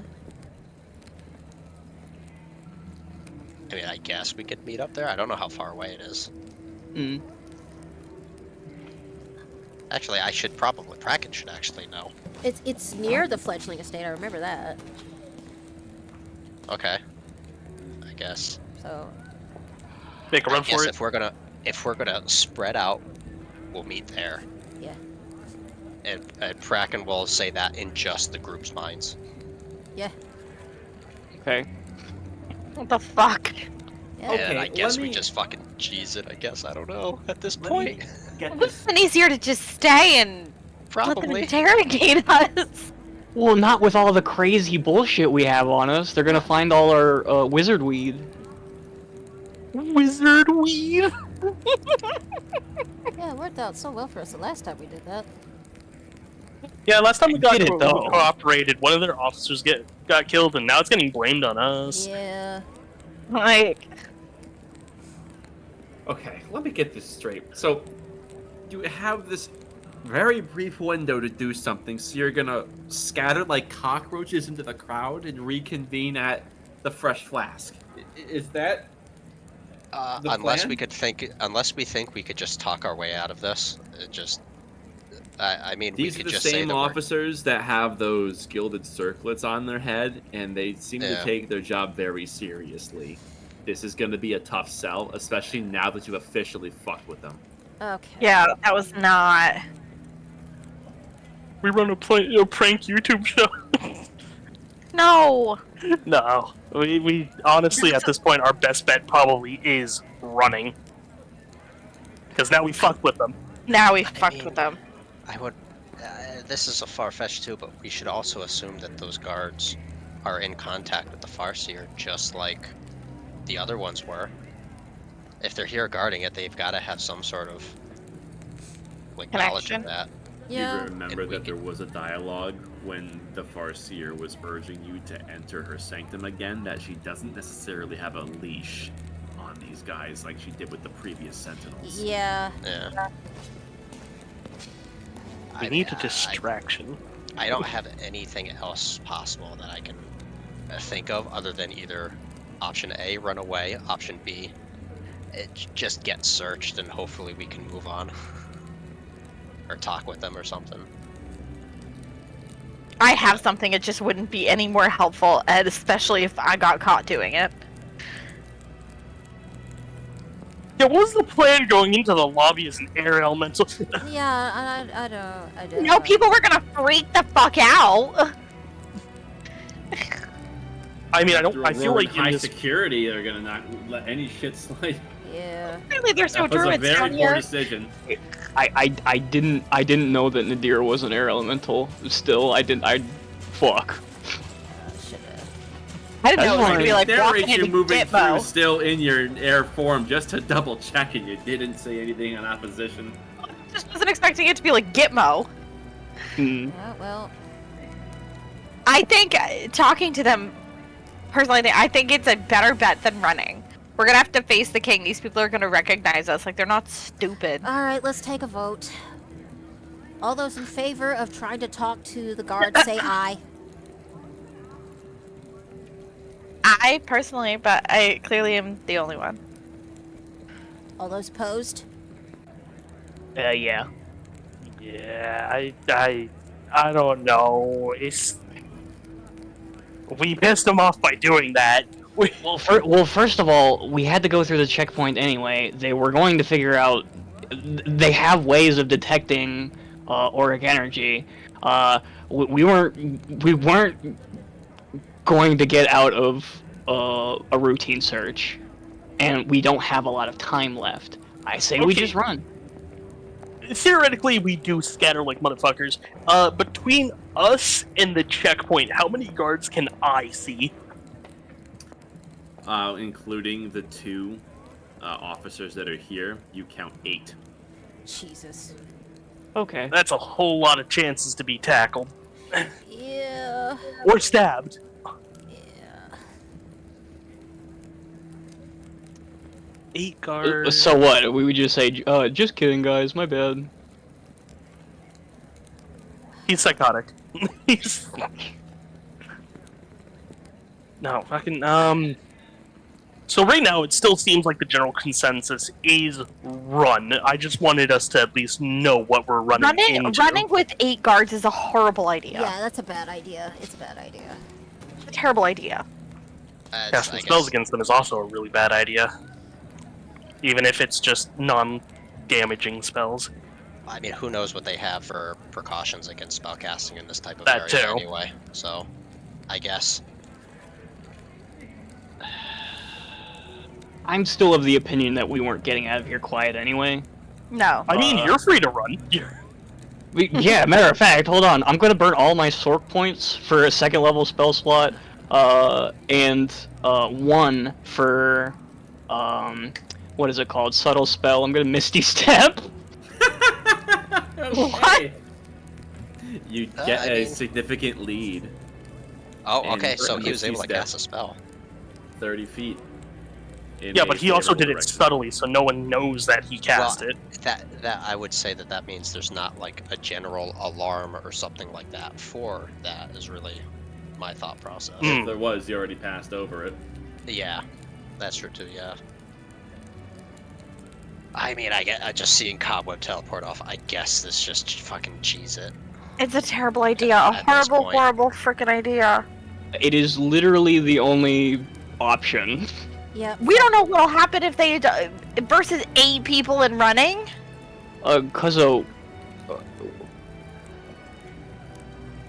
Okay, you could try to talk to him. I guess. I don't think it's wise for me to do that because then I'll just be severely detained and completely separated from you. And then there goes like your big talking point with the king. In this split second, there is a synergy between all of you through your radiant souls as panic sets in. And as these guards are coming about their grips and are slowly turning to face and likely apprehend you once again, there is yet another sensation that interrupts everything occurring.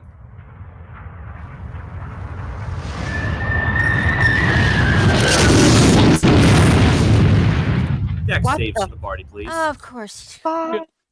God. What the fuck is this? Oh no. My dex is It's off. It's a fucking orc surge. Oh, thank God. Oh god, I'm using my inspiration to give me advantage. Good. Hey, that's not There you too go. bad either. Still good. What the fuck? Still. Aerithal gets pelted by magic. Oh, right, the warrant officer should probably do that too. Oh god, they're not good at this. Oh. Nope. One of them gets knocked to the ground. Damn. The DC is 15. For those who failed, you are knocked prone, and your mind goes numb for a moment as all of the arcane lighting in this embassy would suddenly flicker, and a white wash of a shockwave goes through this place. You recognize this very clearly now. This is yet another surge of cosmic energy that's just washed over the city, originating from the heart of Helios. And let's see. Good. The only person who failed was Aerithal as you're knocked prone. You can see that most of the crowd and a lot of everyone who's in here, including one of the officers, has been knocked to the ground as well, and both dazed, confused, and alarmed by yet another one of these assaulting the city. Immediate actions. Yeah, I'm gonna try and help Aerithal up. Yeah, Okay. yeah. I guess now is probably the best time to cheese it. Then, if everybody's, if it's gonna turn Yeah, to Penny's full-blown probably panic about at to this set point. in here. So Yeah. Prako's gonna charge out, and the instant he can is like fly up and like use buildings and stuff, and try to meet up with Cobweb wherever he is. Okay, and everyone's hoofing it in essence. Yeah. Yeah. Yes. Group acrobatics roll. Or athletics, excuse me. Let's see here. Ah, Oh my god, really? yeah. Oh, but shit. A whole There's only 7. one of us that's good at strength in this group. Yeah. And I still fucked up. But Arcane Bracers are supposed to help. The fucking 4. Told you, man. It's a fucked This up session is number. brought to you by the number 4. Yeah. So what you're saying is, Okay, this.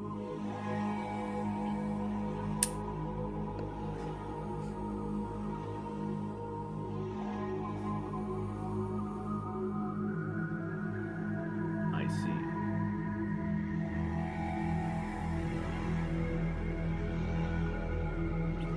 Okay.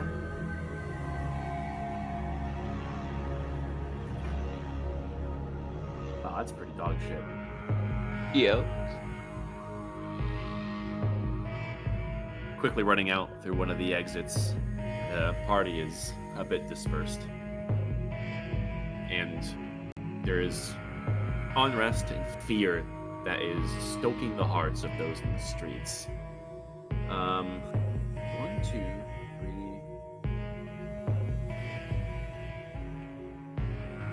Dagny and Kraken would go out to the same exits, and you go off to a side door, trying to skirt a lot of the larger crowd to a small shrub hedge plaza. And you see that there is something of a small carnival in progress. Dagny, your head is a bit spinning from this shockwave even still. And you are passing by this, looking behind you, trying to have some level of assurance that you're not being pursued. You're still not sure if you're in the clear, but they're definitely not going to just forget about you. And you look over and you stop dead in your tracks because you realize where you were going. You look in this small carnival area to see that there is something of a large barred wooden cart on wheels. It's something of an attraction. And you see it's the noise that gets your attention rather than the sight itself. This large cart is rattling very violently, and you hear a roar from the interior. something inside is extremely agitated as the carnival goers are scattering to the edges of the plaza through great concern. You can see there's a man with a top hat and something of a red striped vest that's attempting to tend to whatever's inside here through a series of bars, but there's a sudden lurching as these wooden doors are coming loose. Any immediate action you want to take? Kraken, you are in the air, by the way, and you do have a sight of Dagny lagging behind a little. Yeah, I guess Bracken is gonna like kind of turn around and like make sure she's okay, and kind of wait to see if she picks up and keeps going. Because I don't think he notices like the box or anything shaking and moving around that much. Okay. She has reason to believe that whatever is in that thing was agitated by the auric energy that just went through it. Oh, this isn't auric, this is cosmic. Well, okay, I mean cosmic.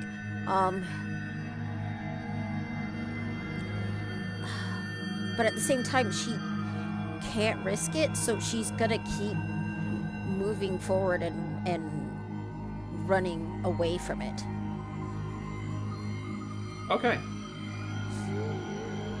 Collecting yourself and opting to not take your chances, you duck into the frightened crowd as just another scared carnival goer, or whatever this arrangement is, and you see that there is a white fizzing eye that you see briefly within this cart, and you can see splintering wooden buckling on the doors before one of the doors finally gives way, and you see a crazed creature on the inside, which is slowly but surely breaking its way out. Fuck. Okay. The box is bigger than I thought. Yeah. Oh yeah. It's a manticore. Yeah. You gonna keep running, or are you going to try to be a hero, Dagny Silverhide? The choice is yours. Run. I can't risk it. I'm hurting. I'm running.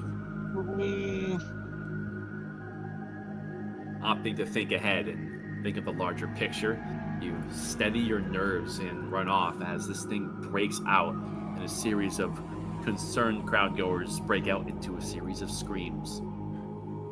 You do know that there was a guard detail that at least had some interest in pursuing you, and before you have any chance to see what becomes of this circumstance, you turn your head around and focus on getting out of there.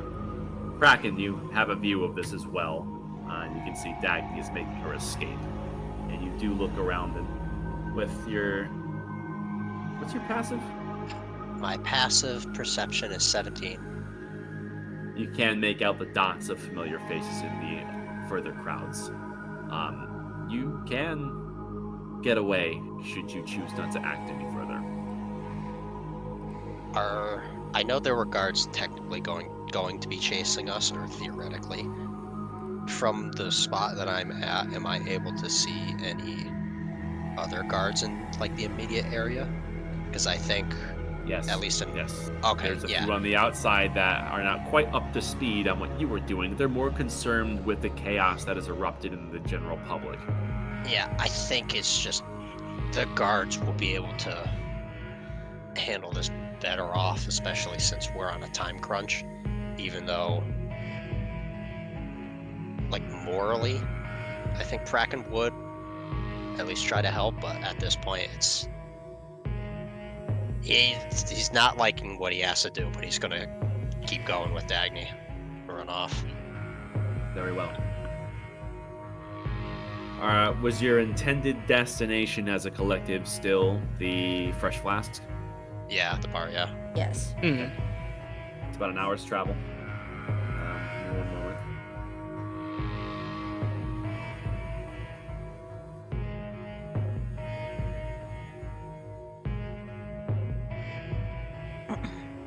Can't preload it from this menu, man. Fuck off.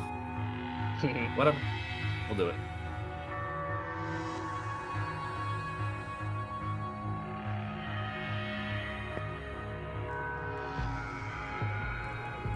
Another hour passes. Rendezvousing at the Fresh Flask, you enter the tavern.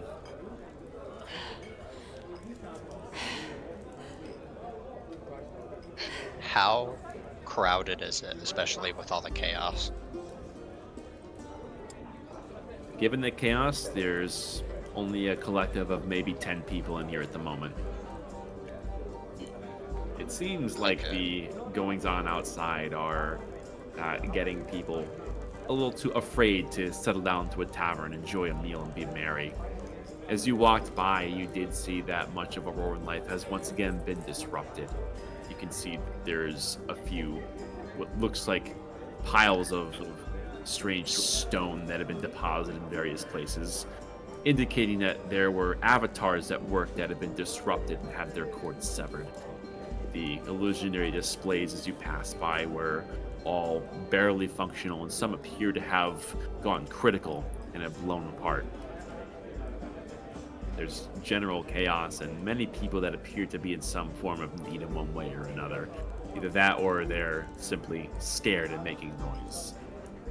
Still, stealing your nerves and not forgetting about the mission that you all have accepted, you're finally back into the more cozier, slightly more comforting environment of the Fresh Flask, where there's said about 10 people, as mentioned, and you finally have a moment to catch your breaths and recuperate.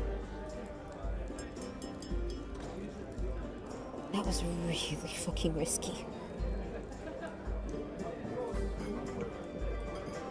Well, let's just chalk it up to luck. And not look a gift horse in the mouth. The manticore, though. There were plenty of guards around. They'll be able to at least... They'll be dealing with that, so... As much as I hate to leave it there. Manticore, what are you talking about? And to be clear, both Bracken and Dagny, you did see that thing was in fact cosmic crazed. They'll, I mean, they'll have a better shot at it. Reasonably, they'll be able to actually call people for help and backup and all that.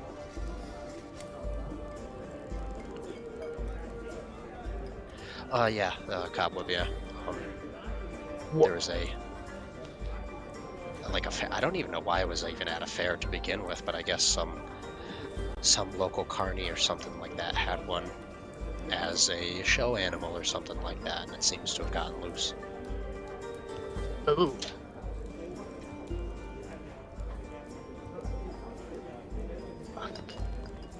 Fuck.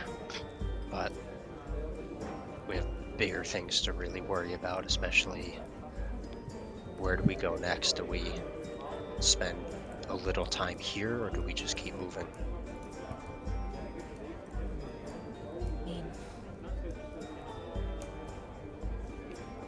I know this is gonna be kind of crazy, but what time of day is it? Because we've been through a lot in like the last. The sun is visible. Okay. It is internal Helios. It seldom shifts to night within the poles, as you've come to learn.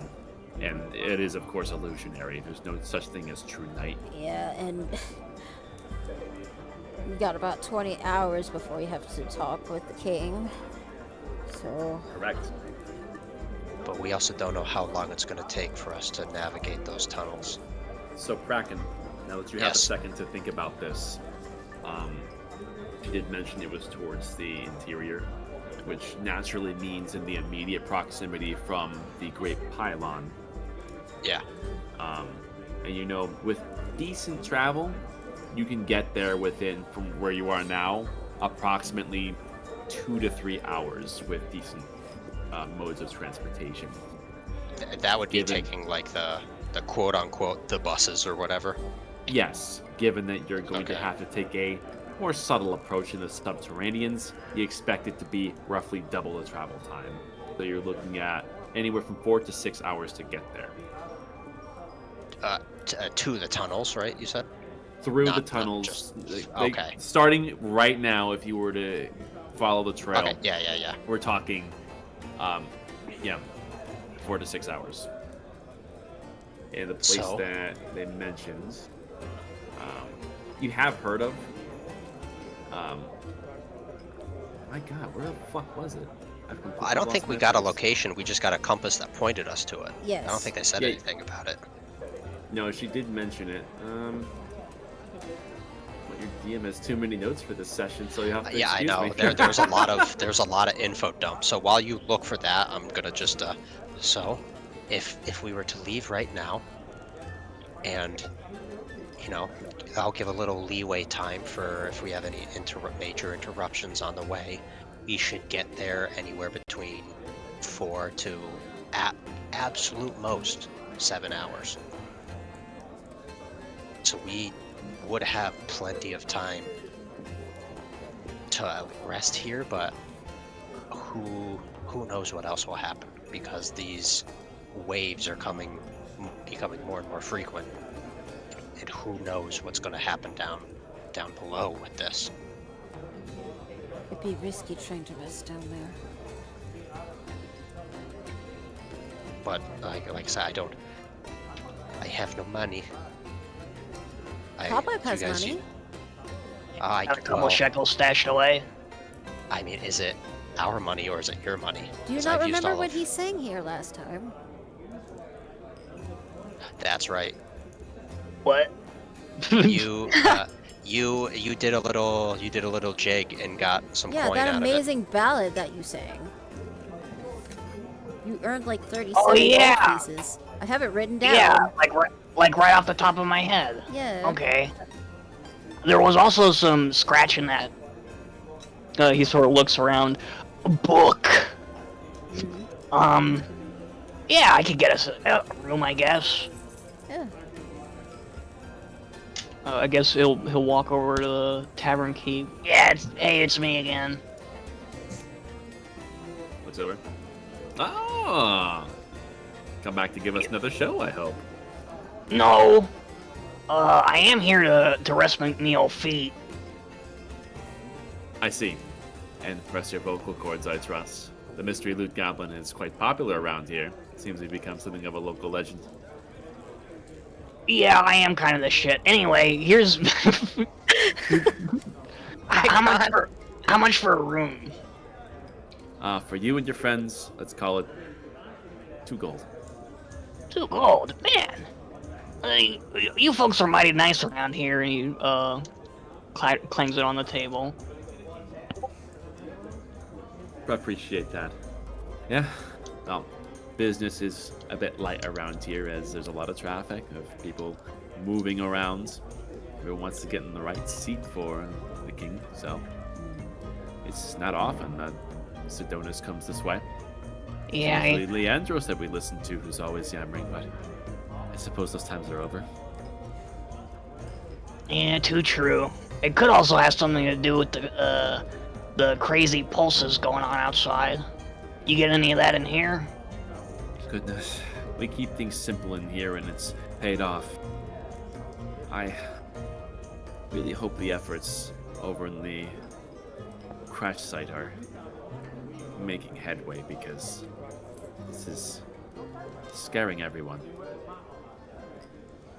I understand that they've been throwing everything out at, but the resources that they gathered from Highshire, honestly, I don't think it's enough. And if it is, surely it's gonna run out sometime, and then what? I'm sorry, this is before things get political. I don't want to ramble too much. It's just everyone here has a bit of worry in their hearts. And No, there's only I so much- I get it, man. But things get worse before they get better. It's just how we handle them. Well, with your singing voice, I imagine that if we have worries, they'll at least be washed away for a time. Not that I'm making you on, but if you're up for it, these people could really use it. Yeah, maybe in the morning. I see. Maybe. I'll catch you later. I don't want to keep you. Enjoy yourselves. Yeah. All right, let's go get lazy for a while. Yeah. All right. As he sort of plods off towards the room. All right. Off you go.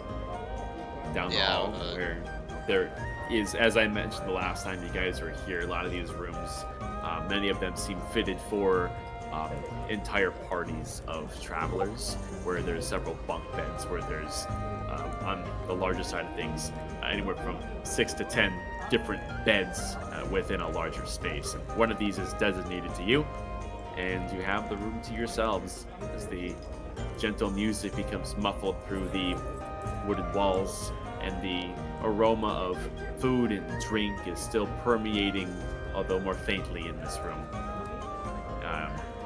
You finally have some totally private space. Cobweb cracks open the Kaizamora's reserve. Man, I tell you what, running from the fuzz like that brings me back. Used to do it a lot up top. Oh, I was a menace. Not a pocket unpicked, but I mean, ever since I joined the Corps, I haven't really had to worry about money. I usually take it off of the corpses. Such an endearing little statement. That's understandable in your line of work.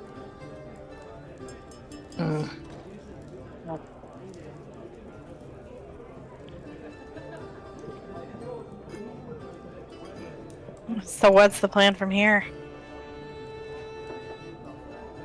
I mean, Plan stays the same, I imagine. We rest up and we get moving. Can't really drag our feet anymore. no.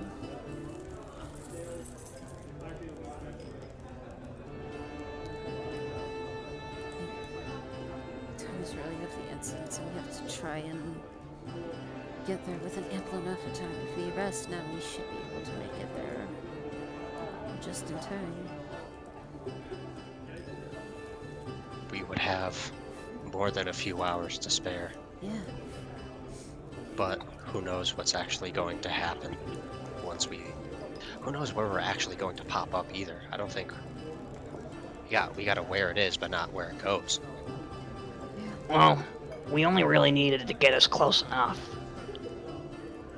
Just have to put our Yes, faith in the but- compass. Yeah.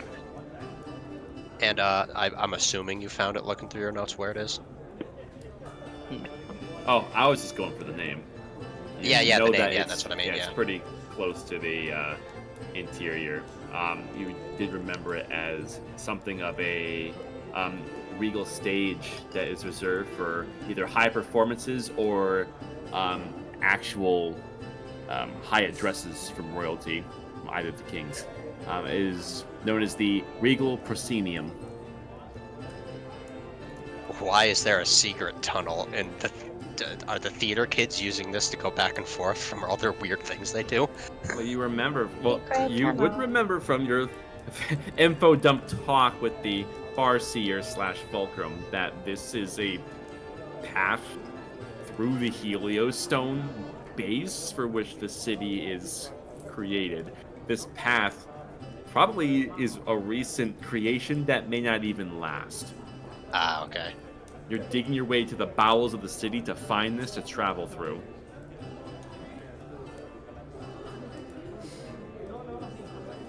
Alright.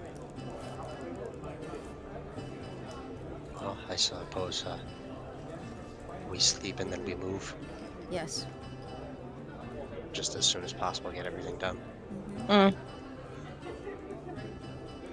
Okay. Yeah, Same with Kraken kind of just like walks through the breaching the surface of calm water, just walks through the armor and picks a bed and goes to sleep. There's the faint memory in each of your minds from the last time you were here, catching visions of people familiar and the strange sense that you were being watched or pursued, hunted down last time. You're not so sure about this time. At least on your way here, you weren't being actively hunted. So, with an eye open for either cloak and dagger or something worse, everyone takes a shaky, high-tension rest to get the best sleep you can given the circumstances ahead of you. Is anyone opting to take watch, or is everyone going to sleep? I think I'll taking take first watch. I'll take second. Yeah. If we're allowed to like rewind a little bit in time, I wanna set an alarm since I still have the spell slots. Okay. You may. Let me reapply that without a template. Oh, never mind, it popped up. That you do. You set an alarm. You have something of a security detail of your own, mirroring the one that you had set off back at the base of the Twin Kings Mountain. A bit ironic, but nevertheless, you put it in place. And now, I was under the impression here that it's 3 watches to a long rest. Is it 2? Because I'm kind of crazy on here, like what the actual 5 It should be rules are. 3. I think a long rest is 8 hours, so if we have the 2 elves, it would only be 2, but it would be 3 if we never touch them. I see. Okay, and the 2 I can elves are Google it real opting for a quick. watch. Am I seeing this correctly? Yeah. I'll go Okay. first, Yeah. and then Nadira. At least 8 hours long is a long rest. Okay. Perception rolls for the 2 of you. Jesus. A 23 off of fucking 9. Sorry. I Yeah, really it's don't like want you to. with your goddamn bow and Eric's game. Oh shit! You roll higher, anyways. Yeah, really, just like Eric's game. Fucking hit with you. You stupid luck or stupid crits. No, I'm just stupid.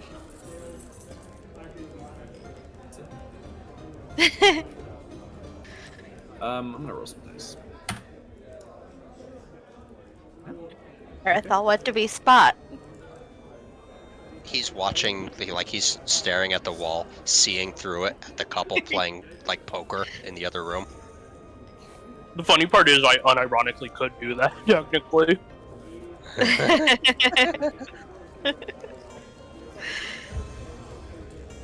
He's watching them argue, and he's like, shh, don't bother me, I'm watching my shows.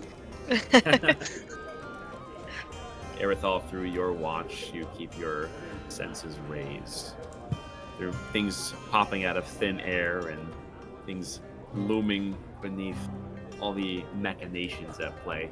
It's very difficult to ease your mind, let alone in something of a more public place like this. Still, steady your breath and focus on the radiance in your chest and have some form of trust in knowing that it will guide you even when all seems grim. Your watch comes and goes uneventfully. Switching out, Nadira takes the forefront and assumes a restful yet upright posture. And you equally have nothing of major intrigue. One thing that is curious, however, at some point halfway through your watch, you do decide to peek out the window. There are these heavy drapes which obfuscate the outside from viewing in. But you look out and you can see that there is something of a small garden that has these small little bushes and just a gentle arrangement of flowers scattered here and there. You look to see that a lot of the more gentle plants have been shaken up quite a bit from the recent shock waves that have been assailing Aurora South. Some appear to have been snapped or uprooted. And you see that there is someone large tending to these small bushes. Someone familiar. Mysterious friend. He appears to be something of a caretaker around here, at least for the arrangement that's there. He is completely unaware of your presence and is going about his business. Other than that, everything seems quiet to you.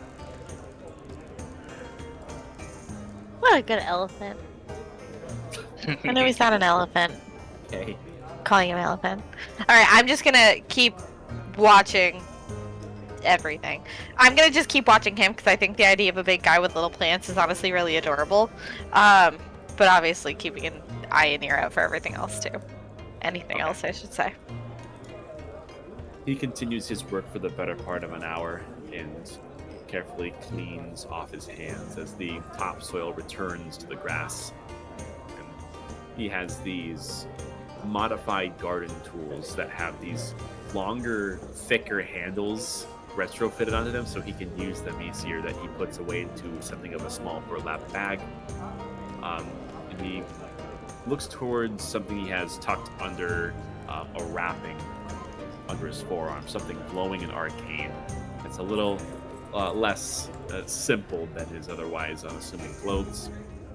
And then he simply walks off, depositing his tools in the adjacent shed tavern, and disappears. Okay.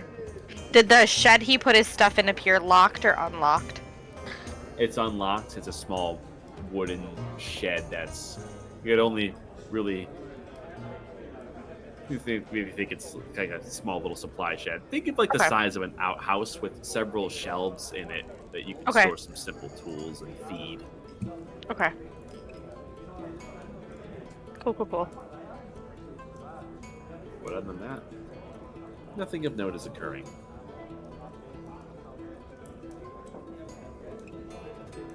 And assuming that there is no further action from you, the party long rest says 8 hours are consumed.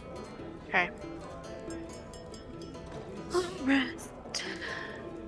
Completing your rest, you are woefully aware that the arrival of the king is now 12 hours from the current timestamp. Great.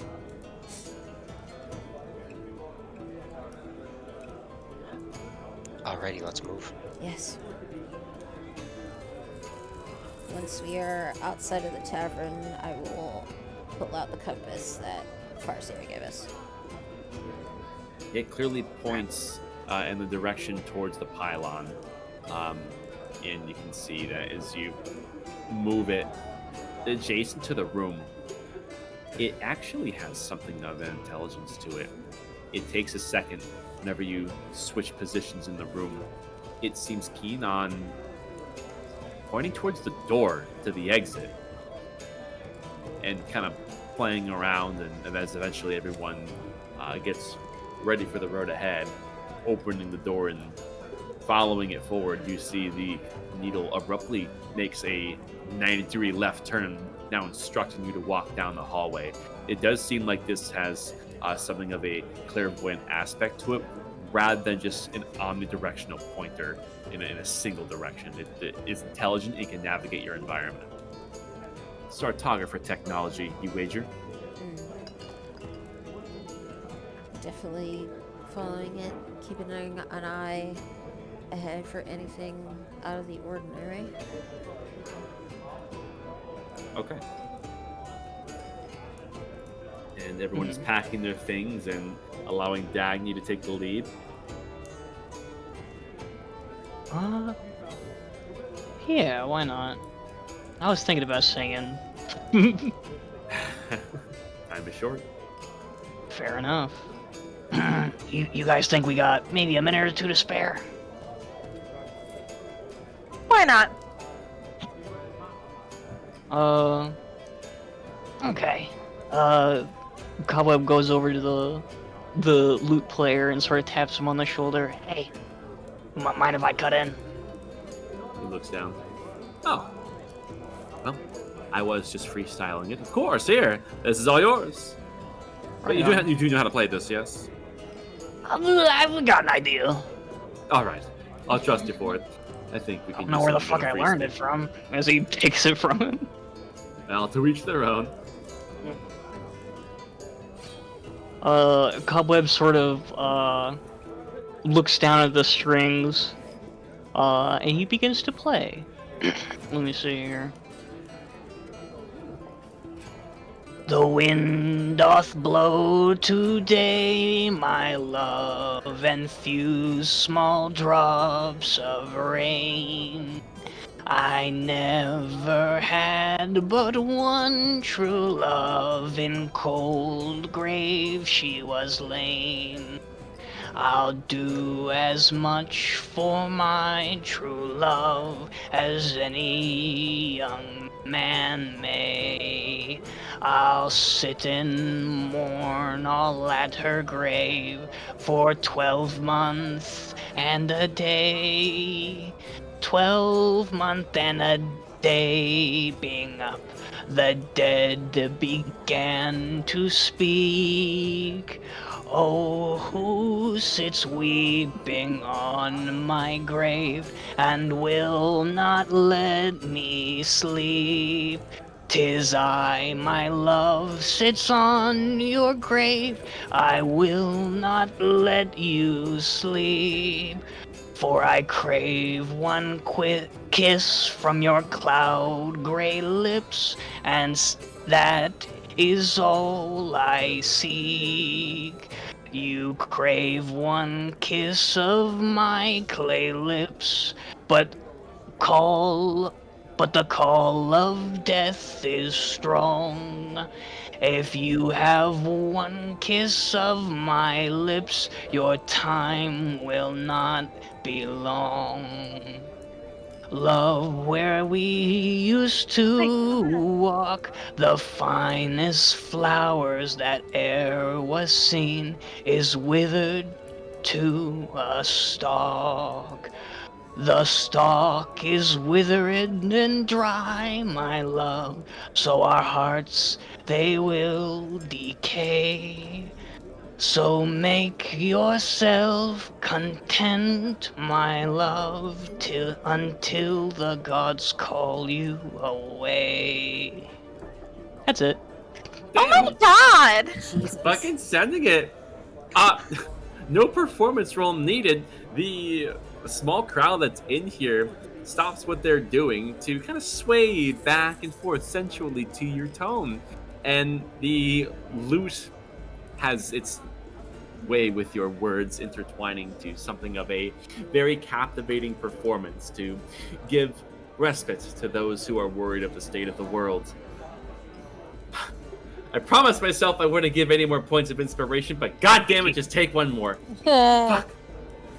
I feel like It's just he's so like good. straight up, just like Kaba. Yeah, that's it. Like actually, it just like hops down from the table.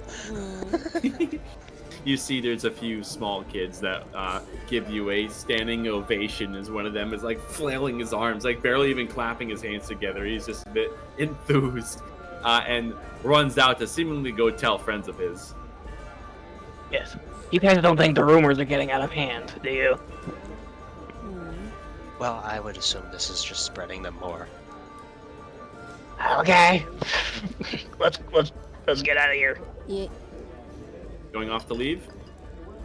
Yep. Follow the compass. Alright. Begin to exit and You open the door, the Auroran SWAT team is there. I forgot to do a long rest. I would strongly encourage taking one of those. I just forgot to roll it because Hold on, shit. was Cobweb didn't either. Yeah. My bad. Fuck. There we go. Yoink. Cobweb, as you give your bows and return the loot, you are towards the back of the party, leaving and waving one more time to your increasingly adoring fans. And Dagny, you take point and begin to follow the guidance of the cartographer's compass on the road to the court of the king. Shortly before this gets too far underway, however, Cobweb, there's a small hand that makes its way to your shoulder plate and gives you a gentle tug, and you hear a voice call to you. Hey, dickhead, come on! What? What do you want? You look around. What are you, stealing my thunder? What do you mean stealing your thunder? Oh, I no. came up with the name, and you're just stealing it. I saw what you were doing in there. Come on, man. I was, what, you mean playing a song? You Yes, don't three own little music, goblin. dickhead. Everyone's calling your name. You think you're just gonna take all the gold for that? Well, I didn't take any gold. You can go Well, in there. that's a missed opportunity. I'm the one that came up with the whole identity for that, and you're just gonna use it? Well, I tell you what, bud. If you want to go in there and scrape the gold off the ground, that's fine by me. But don't. Okay, you know what? Screw in there. I think if you're gonna be using my name to perform, then I should be compensated for it. Well, yeah, well, I'll compensate you, all right. As he rolls his fucking shoulder, sleeve up. Oh my god. You wanna go, buddy? I got friends in high places. My lord? Oh, yeah. Speaking of high places, No, I'm not gonna do that. He has friends that are high. Cobweb's gonna sort of jab a finger into his chest. look, if you want to go in there and sing your heart out, go ahead. I don't give a fuck. I never wanted to be called that anyway. It's just something they tacked on to me. Hey, look, asshole, this isn't about who's gonna be doing what. It's the fact that you're stealing what doesn't belong to you. What do you think he's gonna put big old crown around, parade around the streets? Hey, I'm King Sedonis. Everybody pay attention to me and do what I say. Yeah. Is that the next step? Oh, yeah? Yeah, I think I just might do that now. Yeah? Oh, yeah? Yeah, see how well that goes for you. Okay, as fun as this little pissing contest is, we got somewhere to be. Shut up, Leaf Lady. This doesn't concern you. Oh, shit. Okay, you tiny little crotch goblin, calm down. Yeah, we'll see how that works out when we spray a little pesticide on your leaves and put it Oh, yeah, in you. place. Okay, how about this? How about this for compensation, you little prick? As he takes 10 gold out of his pouch and throws it on the ground. Here, keep the fucking change. As he turns around and leaves. You know, you're a real pain in my ass. Yeah, I'm about to be a pain in something else as he. He ultimately concedes and hunches down to pick up the gold in the ground like a little animal searching for scraps, leaving you alone. God, the nerve of some people. I'm proud of you, Cobweb. You didn't murder him. driving eyeballs. I would have helped you, but I'm glad you didn't.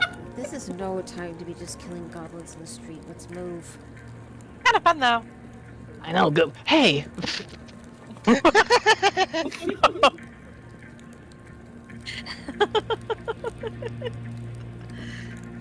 All right. And is everyone setting their sights on the compass and beginning the Yeah. journey? Yes. Yeah. We're going on a trip in downtown Aurora. All right. And so everyone moves forward. Where I think this is a good opportunity to end the session. Is what comes We next. regret our choices.